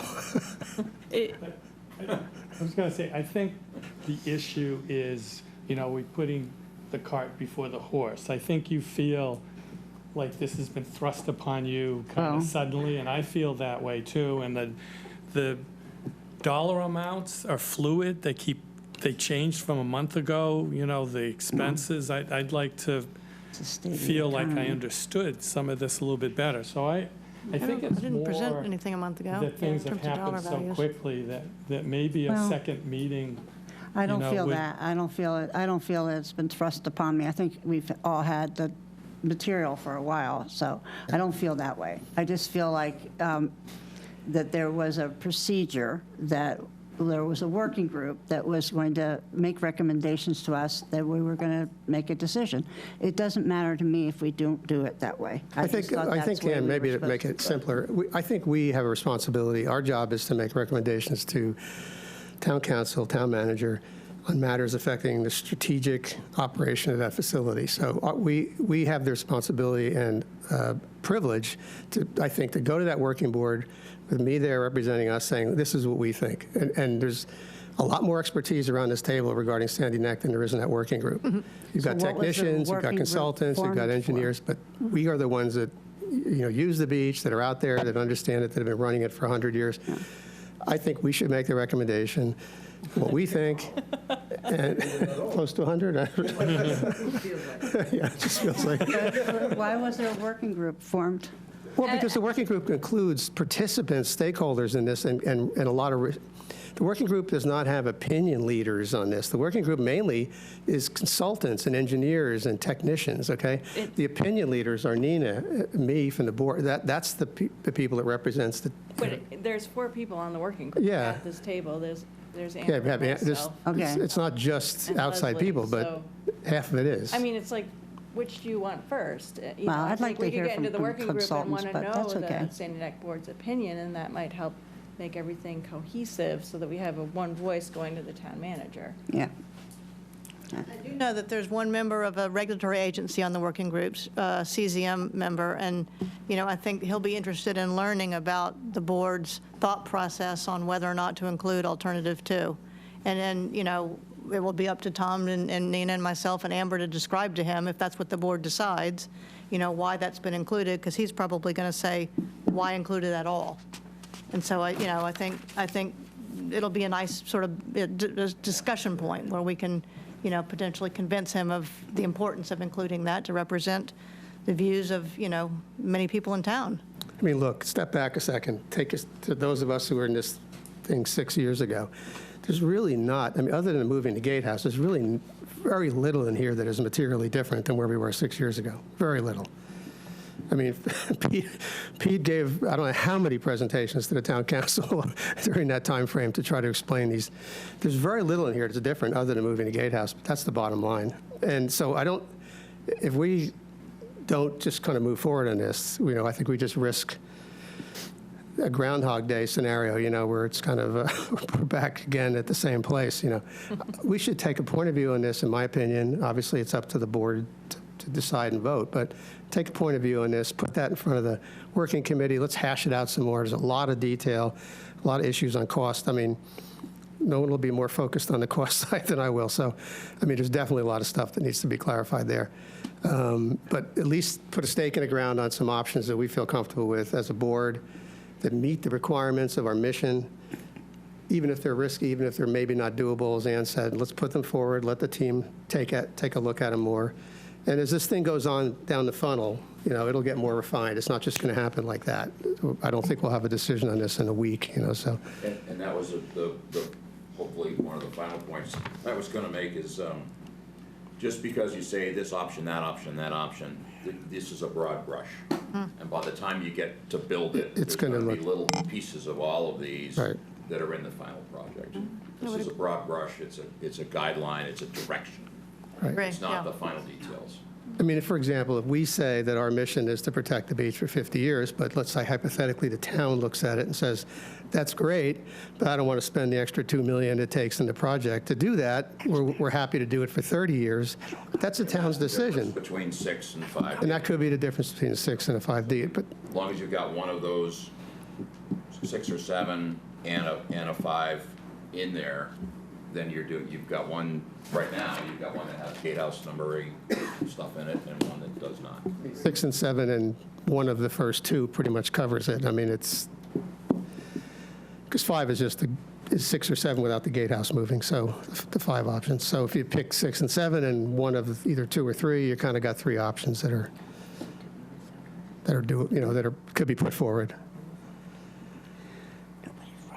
Any other discussion? Point out that 2 and 3 the costs are just staggering compared to any of the other options. Over the 50-year. Over the whole major. And our experience at Bliss Point with the core bags strongly recommends if we want 2 or 3 that we stay with 2. All you have to do is take a walk west beach in which you can I know. find the remnants of core bags all over the place. I mean, So, Visit Nantucket and you can find some. yeah. There is, Not supposed to be. there is a picture of the sandbags quar system at Sandwich in the tech report, tech memo. So when you get that tomorrow, you'll be able to see that. right. It's not a pretty sight. You know, Okay, so we have a pretty healthy fee discussion to get into, right? So I'm going to make a recommendation that somebody, one of the board members, will make a recommendation or a motion to vote on 3 options that we will put forward to the working committee, options that we feel meet the key requirements of this project, which is to protect the facilities, parking lot for as long as possible, target of 50 years, and move those projects. I'll make a motion that we send forth the 3 options of 2, 6, and 7. Why would you do 2 when that says absolutely not permittable? Because you wanted it. I do, but You were very persuasive, Anna. I think we said 2 or 3. You may not convince the gentlemen. government, but you've convinced Pete, so. I think we said 2 or 3. And then we were going to discuss if one was permittable, that, well, anyway, obviously, Well, you if- guys are not open to that, so never mind. If I can say something, Open to it. I have no So rude. objection to 2, because I think 2 shows that we've evaluated, here's this extreme situation, and here are these others, and you can explain the others better by saying, here's something that's going to cost $18 million versus here's something that's going to cost $8 million. And I think naturally, most people are going to want to know whether or not we evaluated that, because I think most people's knee-jerk reaction will be, well, why don't you just build a revetment and do it that way? I think that's I don't very think it's natural. So knee-jerk, now you but can that's show okay. we've evaluated Discussion that everything. Nita suggested earlier tonight. And also, 3 has a big red mark under level of protection, so why would you want to recommend something that doesn't protect anything?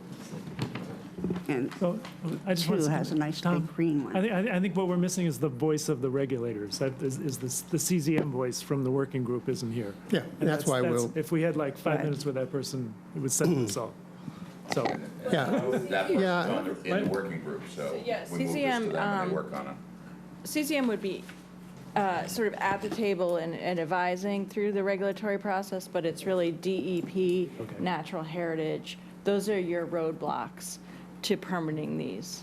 And the fellow from CZM was involved in 2016, so he's already been down this road. I would guess he would understand why I recommended to do 2 as well as another Okay. option. I'm fine with that.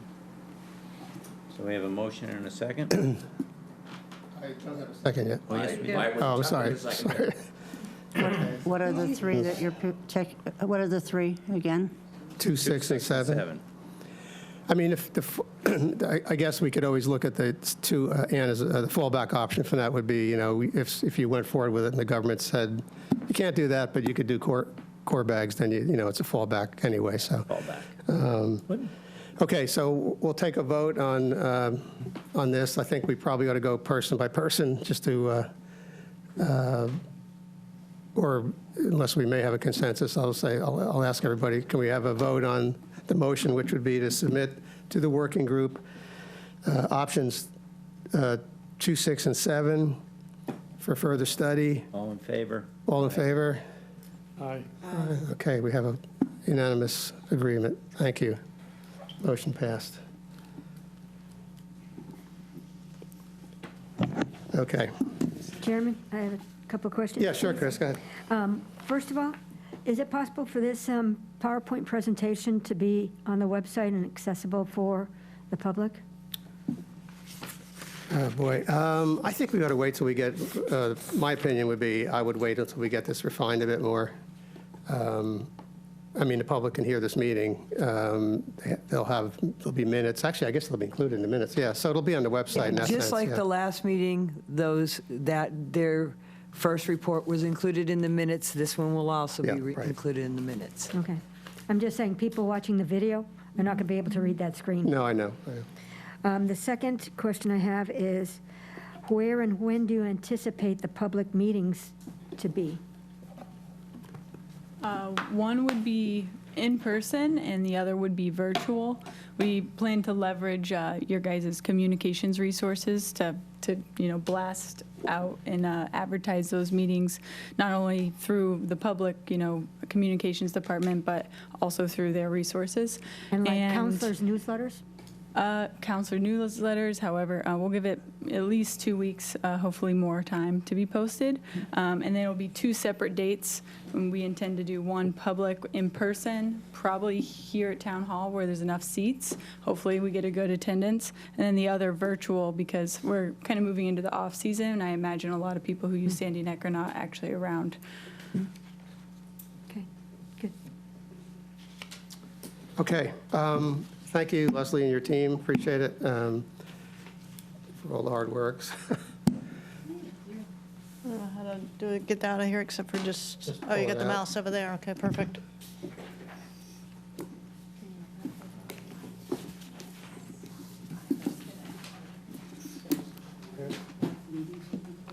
We have to get through the regulator discussions first.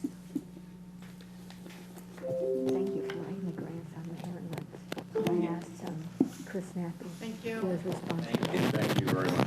Thanks. Thank you. Thank you. Great job. Thank you, Amber. Thanks, Amber. Okay. On to our next subject, which is, you want to take your seat back here, Ann? I'm still persona non grata, so might not be allowed. Okay. Okay, fees. And I'm just going to open up the discussion by a brief speech, but I think that we've heard it talk about the project. We've talked a little bit about costs, which are, no matter what gets chosen, will be pretty significant.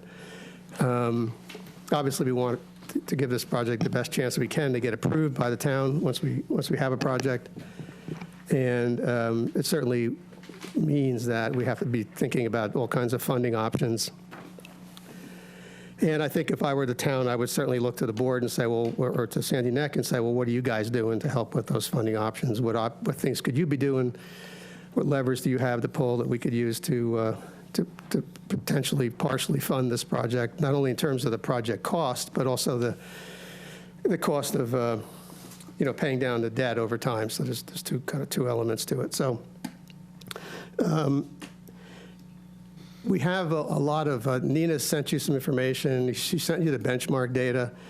One of the things that's interesting when you look at the benchmark is that you can see that Sandy Neck seems to be becoming the beach of preference to some extent, arguably because we're incredibly cheap. I'm just going to pass these around. I put this together with Nina's help. It just shows, it's basically since 2009 to the present, showing a graph, and you'll see the graph in absolute yearly terms, and you'll see it as a moving average. And what you'll see, is a pretty long time frame, so it's pretty accurate. Obviously, you've got the pandemic in there, and you can see all that variability when you see the lines. But the important line to look at is the moving average. So I don't have a slide, sorry, but so if you look at the moving average, and basically what you have here is the blue line is, people that can't see this on TV, I'm sorry about that, but the blue line at the bottom is Barnstable residents ticket sales for ORV, and the top red line is non-resident ticket sales. And what you can see is just a skyrocketing, basically a flat usage by Barnstable residents, and actually, if anything, a slight decline over time in Barnstable residents' use of the beach, off-road beach. At the same time, what you're seeing is a massive increase in the use of the beach by non-residents. Now, there's nothing particularly wrong with that. We want the beach to be used. But what it does tell you is that this pressure that's coming from this escalating amount of ticket sales from non-residents is creating more pressure, as you've heard from Nina many times and her team, on the beach, whether it's campers, whether it's day trippers, this is not about either of those particular constituents. This is just about people buying tickets and using the beach. So, I mean, there's there's an argument here that as we start thinking about fees, culture is a very strong thing. It gets embedded and it goes on forever. And you look at our fee structures, every kind of year or two we talk about it, and there's a couple things that pop up. One is, well, we tend to have the fees for residents, half the fees for non-residents. So I started poking around about that. Is there any logic to that? Is there any reason for it? And I think the best we could determine is it might go back to pre-Nate King days, which means, probably 40 years ago that somebody thought that was a good idea. Well, this is a very different time, as you can see from this chart.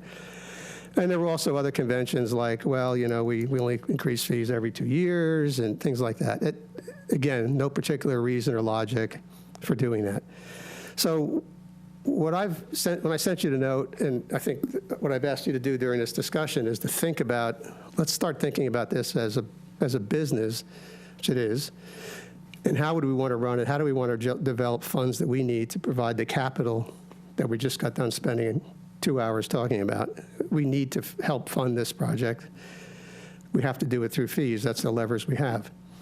So I believe we need to stop thinking about some of these old conventions that existed in terms of, every 2 years and half of this is half of that. I mean, none of those actually make any sense, particularly when you look at it against these benchmark numbers, which are pretty startling when you look at it. And if you actually look at it in terms of the benefits provided, Sandy Neck is probably one of the only beaches that provides the range of benefits for a user that any of these beaches provide.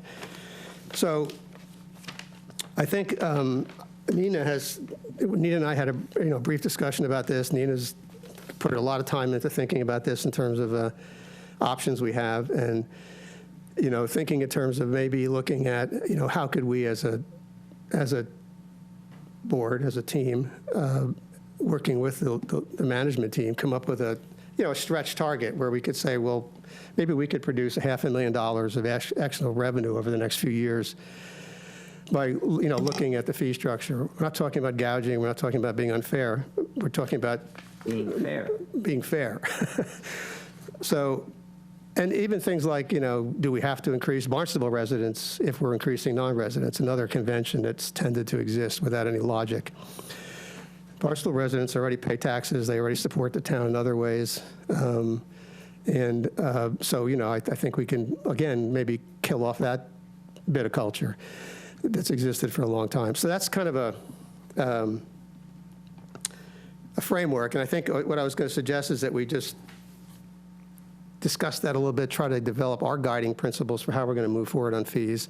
Obviously, it's a changeable thing. Every year we could do something slightly different. But I think with the project we have right now, with the costs, you can see the costs are pretty extensive.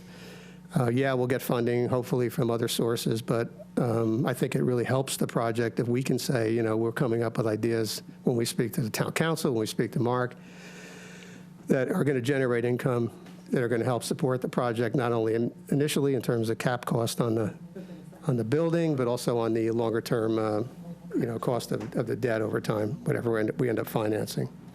So I'd just like to talk about that for a second to see where you guys' heads are at in that respect, and other ideas you might have that we have. Just a clarification, so where does Sandwich fit into this? Because they pay via a contract with the town? Yes. So this is off-road only. Okay. Right. Whereas the Sandwich fee is just for the parking up, okay. Right. Okay. So, But in theory, I mean, certainly, Yeah. so, we had to kind of make some assumptions, just like we were giving assumptions to Leslie, and we know these things might change a little bit, but, speaking to Mark Milne and Tom at length, thank you, Tom, for all your help. We have a little shy of $1 million in surplus. You asked the question, usually we're supposed to stay kind of in that realm. Well, we have some freedom here because we have this big capital expenditure coming up to raise our fees and bank some money. for a down payment. I don't know what you call it at the municipal level, but I'm going to call it a down payment. And then also to look to the future about what our debt service and our maintenance costs are.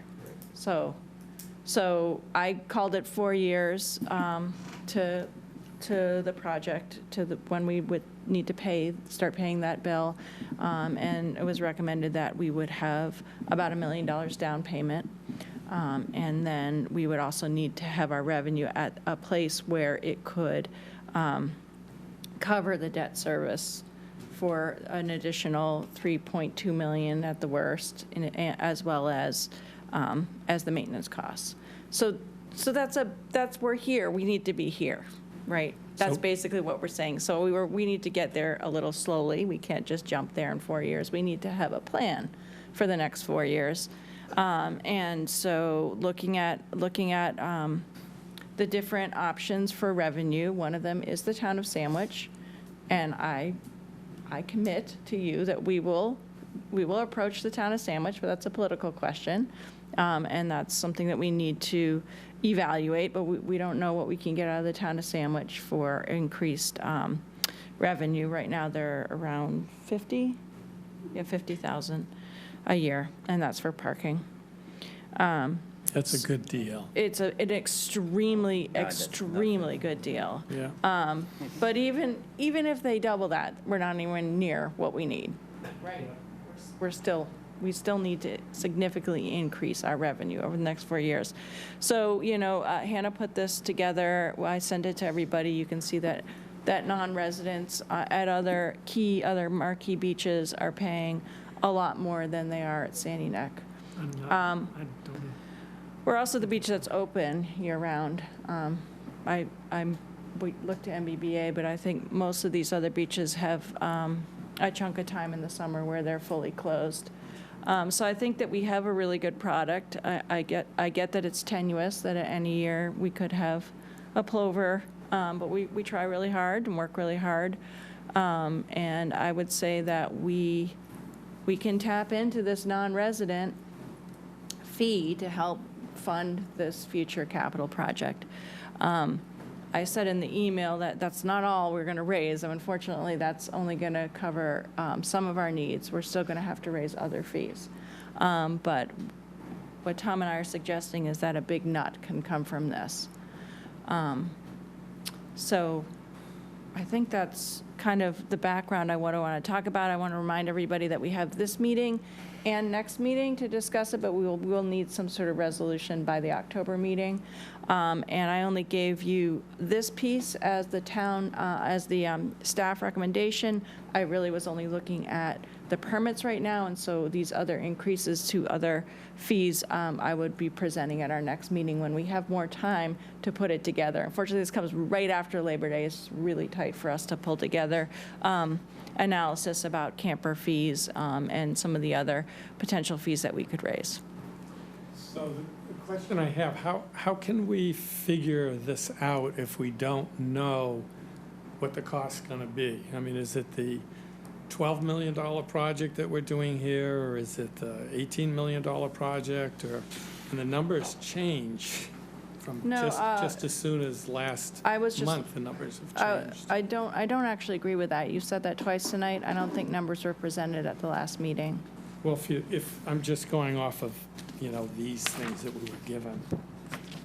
Okay. But if you look at the cost, so let's say the numbers are good, and let's say we go with number 6, option number 6.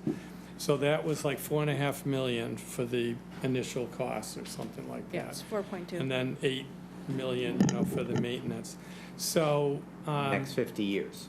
yes, over the next 50 years.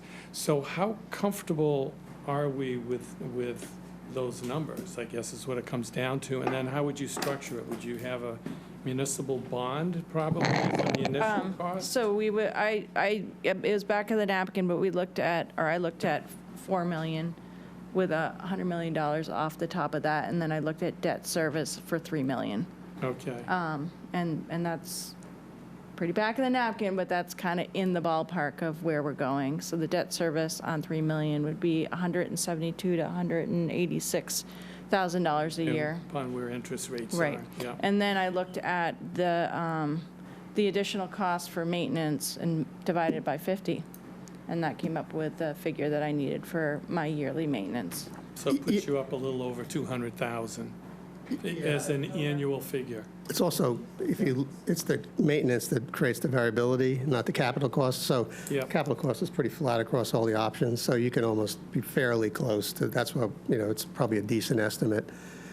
But, because that probably wouldn't change that much. Probably less than the 175, because, the munis are at 3.5% now, 20 years. Yeah, I mean, the debt market right now is in fluctuation, I would say, Yeah. pretty seriously. I mean, So how comfortable are we with that maintenance figure? We're not. I mean, I think Does that it's- somewhat match our history of replenishment, renourishment? Way, way more yeah, than what It we're is paying. way more. Okay, well, that's good to hear. yeah. We had, I think it's very, very, very conservative, but I still Okay. need to use those numbers, or roughly those numbers. Yeah. Because that's what's being presented to me. But And there's we're at, I think, on average, so we usually do a nourishment, and then we have like 3 years off, Yeah. and then like another 60 nourishment. grand a year or something, probably on average over Comes time. into Oh, okay. my head, and this is more than double for I think what they're yeah, like recommending. Yeah, okay. That's okay. It's a very uncertain cost, and it's basically impossible to predict. So you try to, if anything, you predict high if you're budgeting. So, because that's just normally how you would budget, something like that. You can't control it, so predict high. A lot of that'll get refined as the project gets more refined itself, I think. We'll try to get that down to a, yeah, Pete? Yeah, I'm real pleased with the work, Tom, you and Nina have done in outlining the need for more cash into our bank and looking at the role of resident versus non-resident users. I really thank you for that. I think you're right on the right path, and you're thinking outside of the norm that we have operated on for way too long. So thank you. That is thanks to Tom, honestly. The new normal, so. This is a great chart. Yeah. The comparisons are great.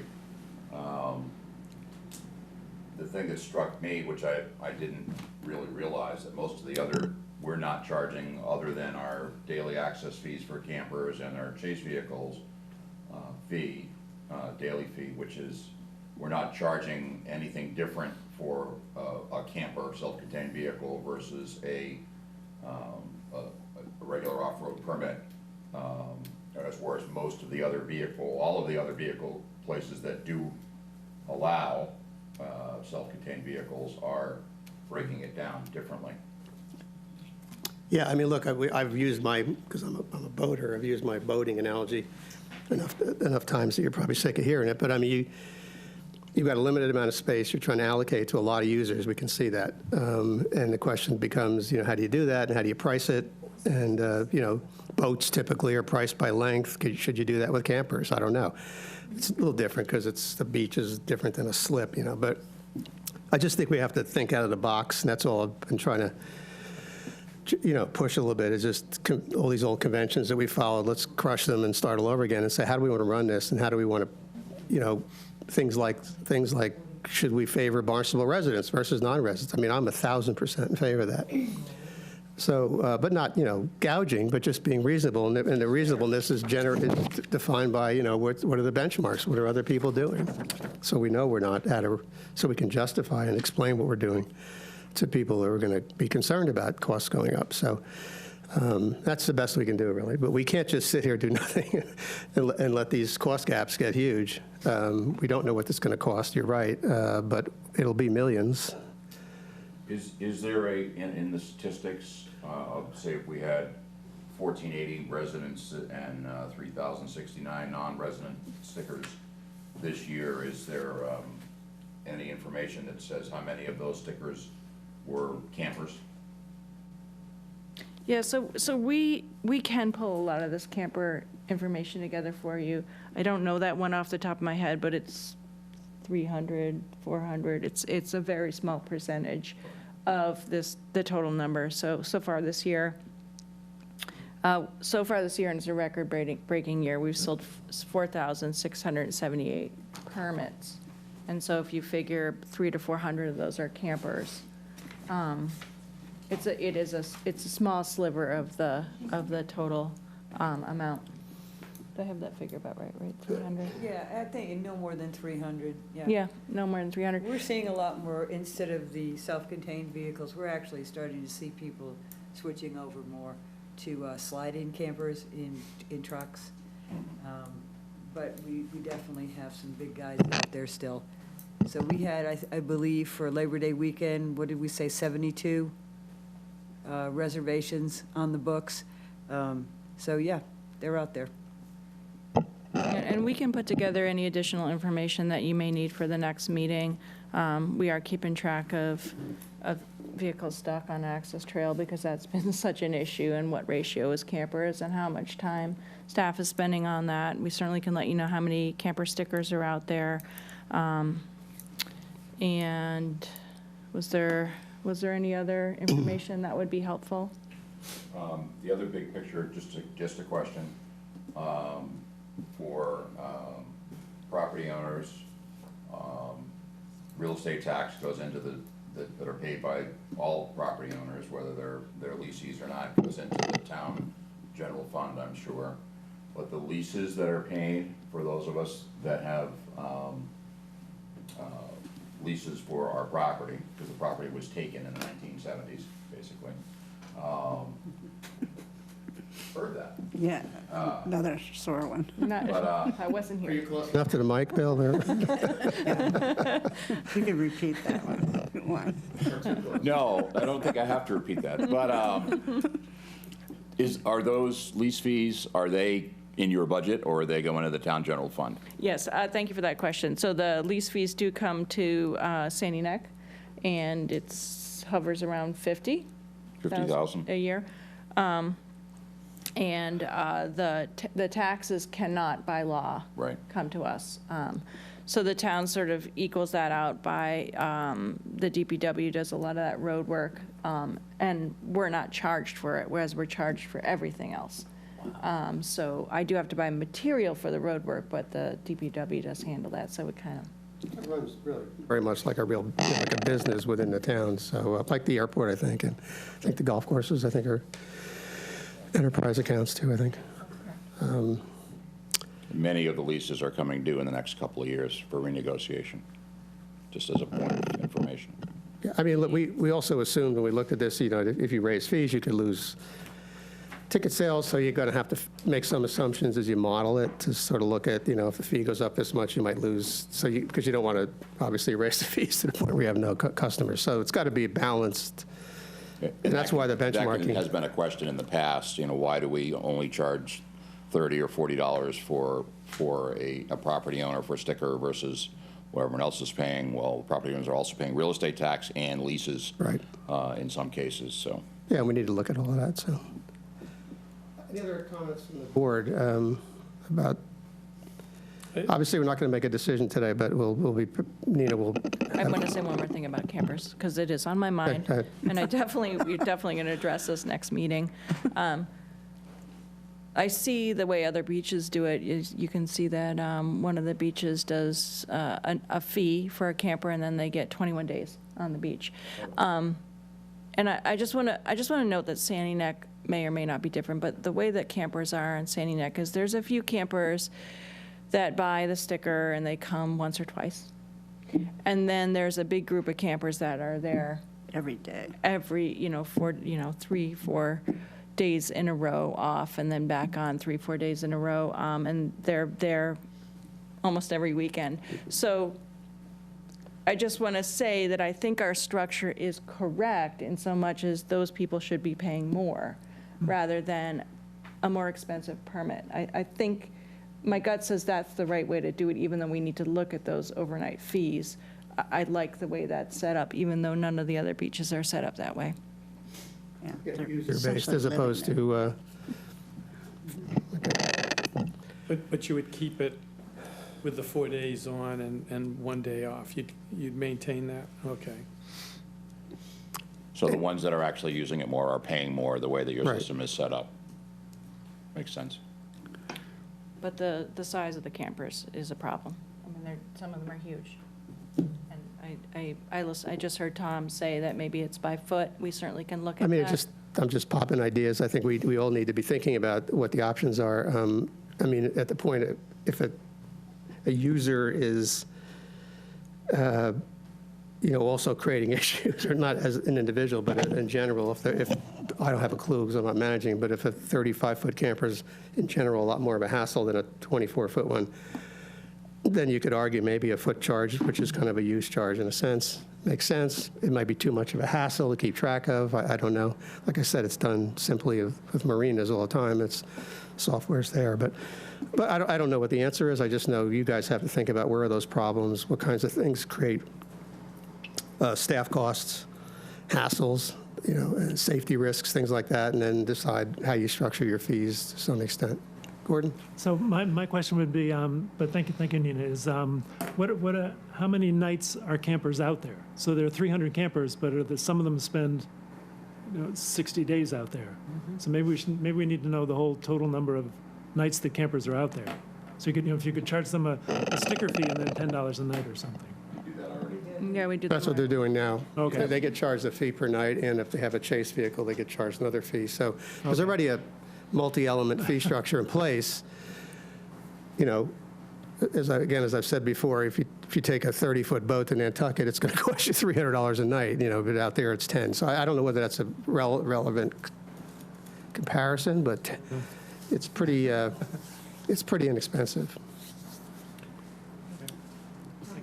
I think at your chart here, Nauset Beach is the one that's most comparable to us.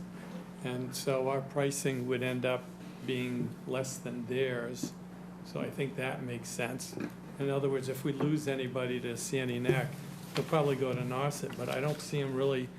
I mean, Dennis is very different. That's not the same at all. And There's only, I think, 3 beaches with self-contained.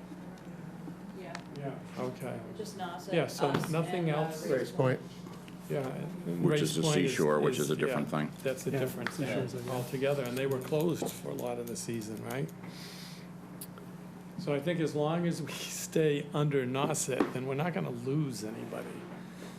We're still the deal in town. Yeah, right.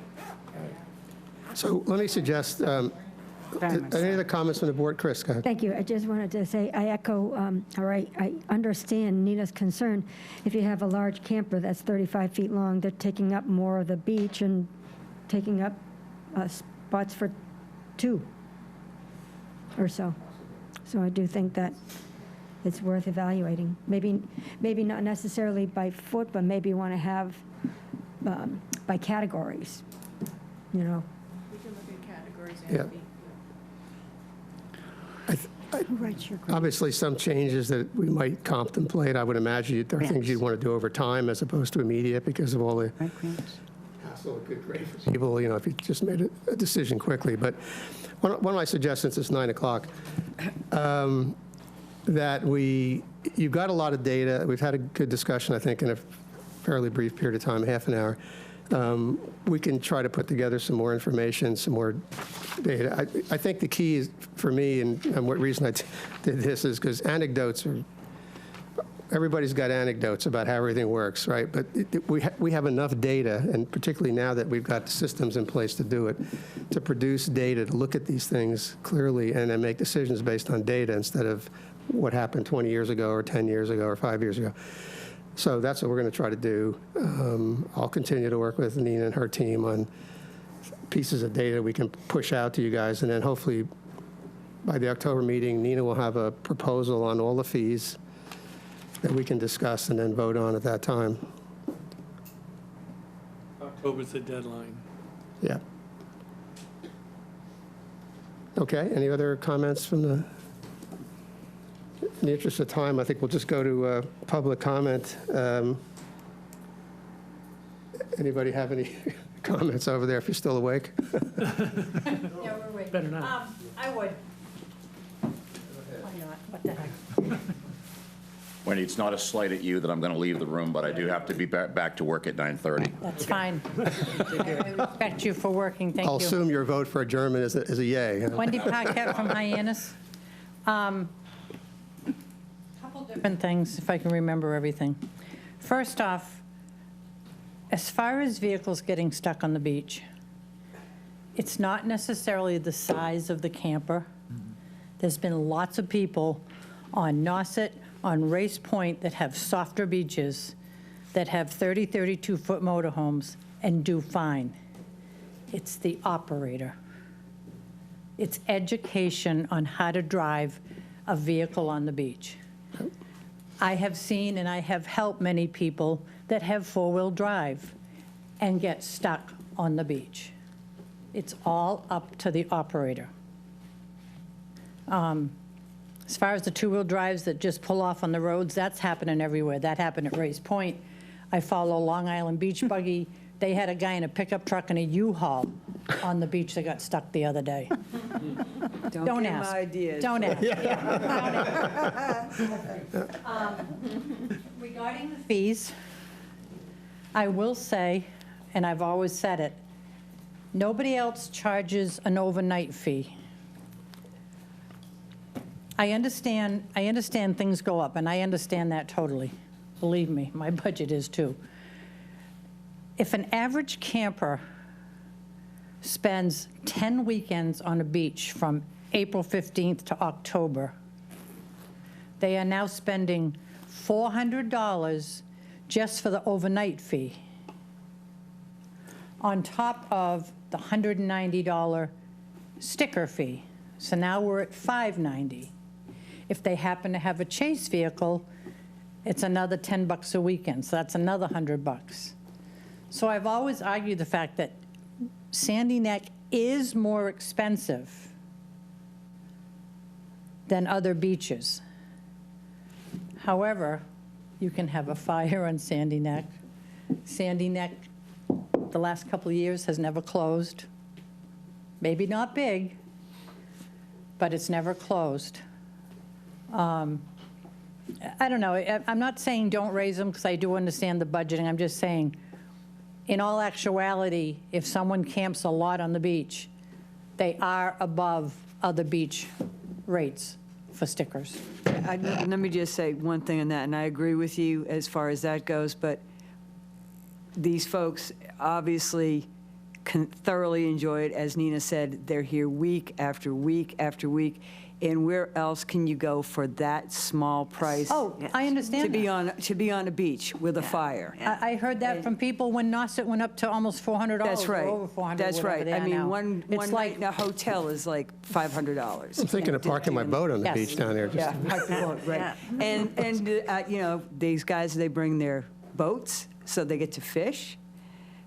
They bring their smokers, and they smoke their meats out there. They do all kinds of... Tiki huts. So it's a lot more than just a parking situation. It's a lifestyle out there. We've So never I think done the boat, but we've done smoking. $10 a night or $20 a night, I say, watching how cool it is out there, that's pretty cheap money. Yes. You know, and they really enjoy it, and that's the best part. They do. really do. They really do. I think that, Wendy, you had a good year. I'm glad you had a good year.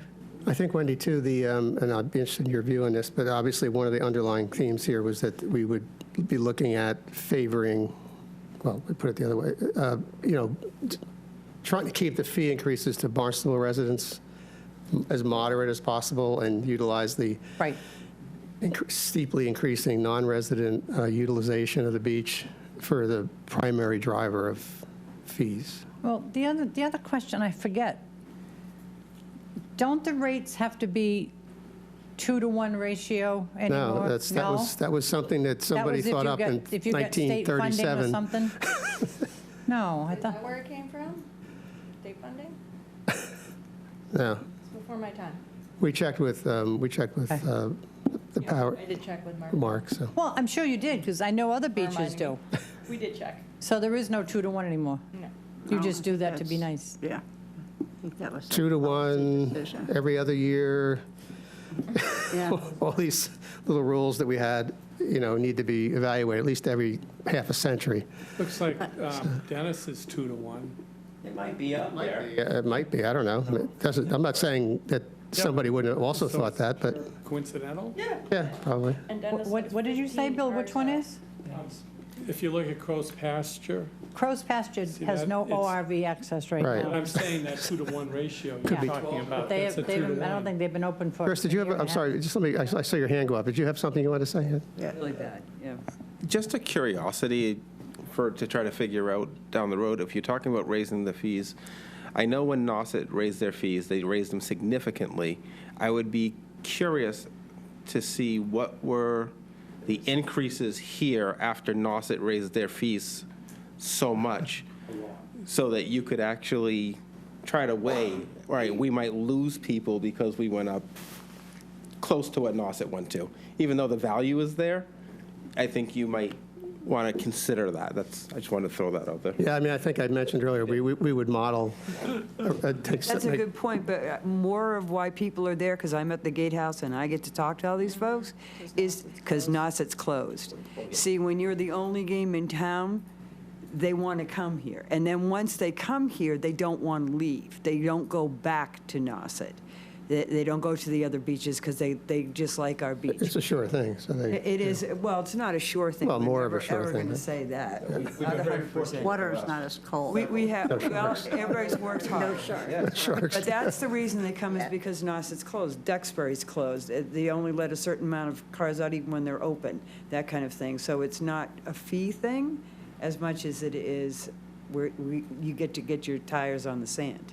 I mean, I think part of this is maintaining that, what we were all talking about as being a really great thing. And to do that, you have to remain financially viable. And, that's kind of what we're trying to do, particularly in light of the fact we're looking at spending a lot of money potentially, so, yeah. I'm just curious, because I remember, maybe Rich could help us with this, but wasn't there an issue with the town manager had to approach the town manager in Sandwich and negotiate these fees? That's the part. not these Is that just parking? just parking. Just the parking. So it has nothing to do That's with like a anything good else? faith thing. That's between them that they come up with that figure. Oh. And that hasn't been revised in 15 years. It needs to be The board, revisited. yeah. It was, in my tenure, it's been revised, but Once, yeah. it hasn't been revised Probably since 5 we had the years. bathhouse. Yeah. And now we have another big service that's. Yeah. And it's a complication because what we don't know is, are there 15 agreements between Sandwich and Barnstable on various things? And if you Yeah. poke this one and this one goes up, so that's really something that has to be handed off to the, I remember that was contentious it at one was. point. It'll be yeah. backed off eventually, just because. Very. Yeah. I think he's left office. What was his name in Sandwich? Bud, was it Bud? Yeah, he's gone, right? I have no idea. Start I don't pay any attention to politics. Oh, is he still there? I think Bud's still there. Still gonna have an issue. Any other public comment, guys? Thanks, Wendy. Any of you guys have anything else to say? Thanks for coming, you guys. I appreciate Motion to it. adjourn? Second that, if you're awake. I second that emotion. Okay, everybody in favor? Aye. Motion carried. Thanks, guys, for sticking with us.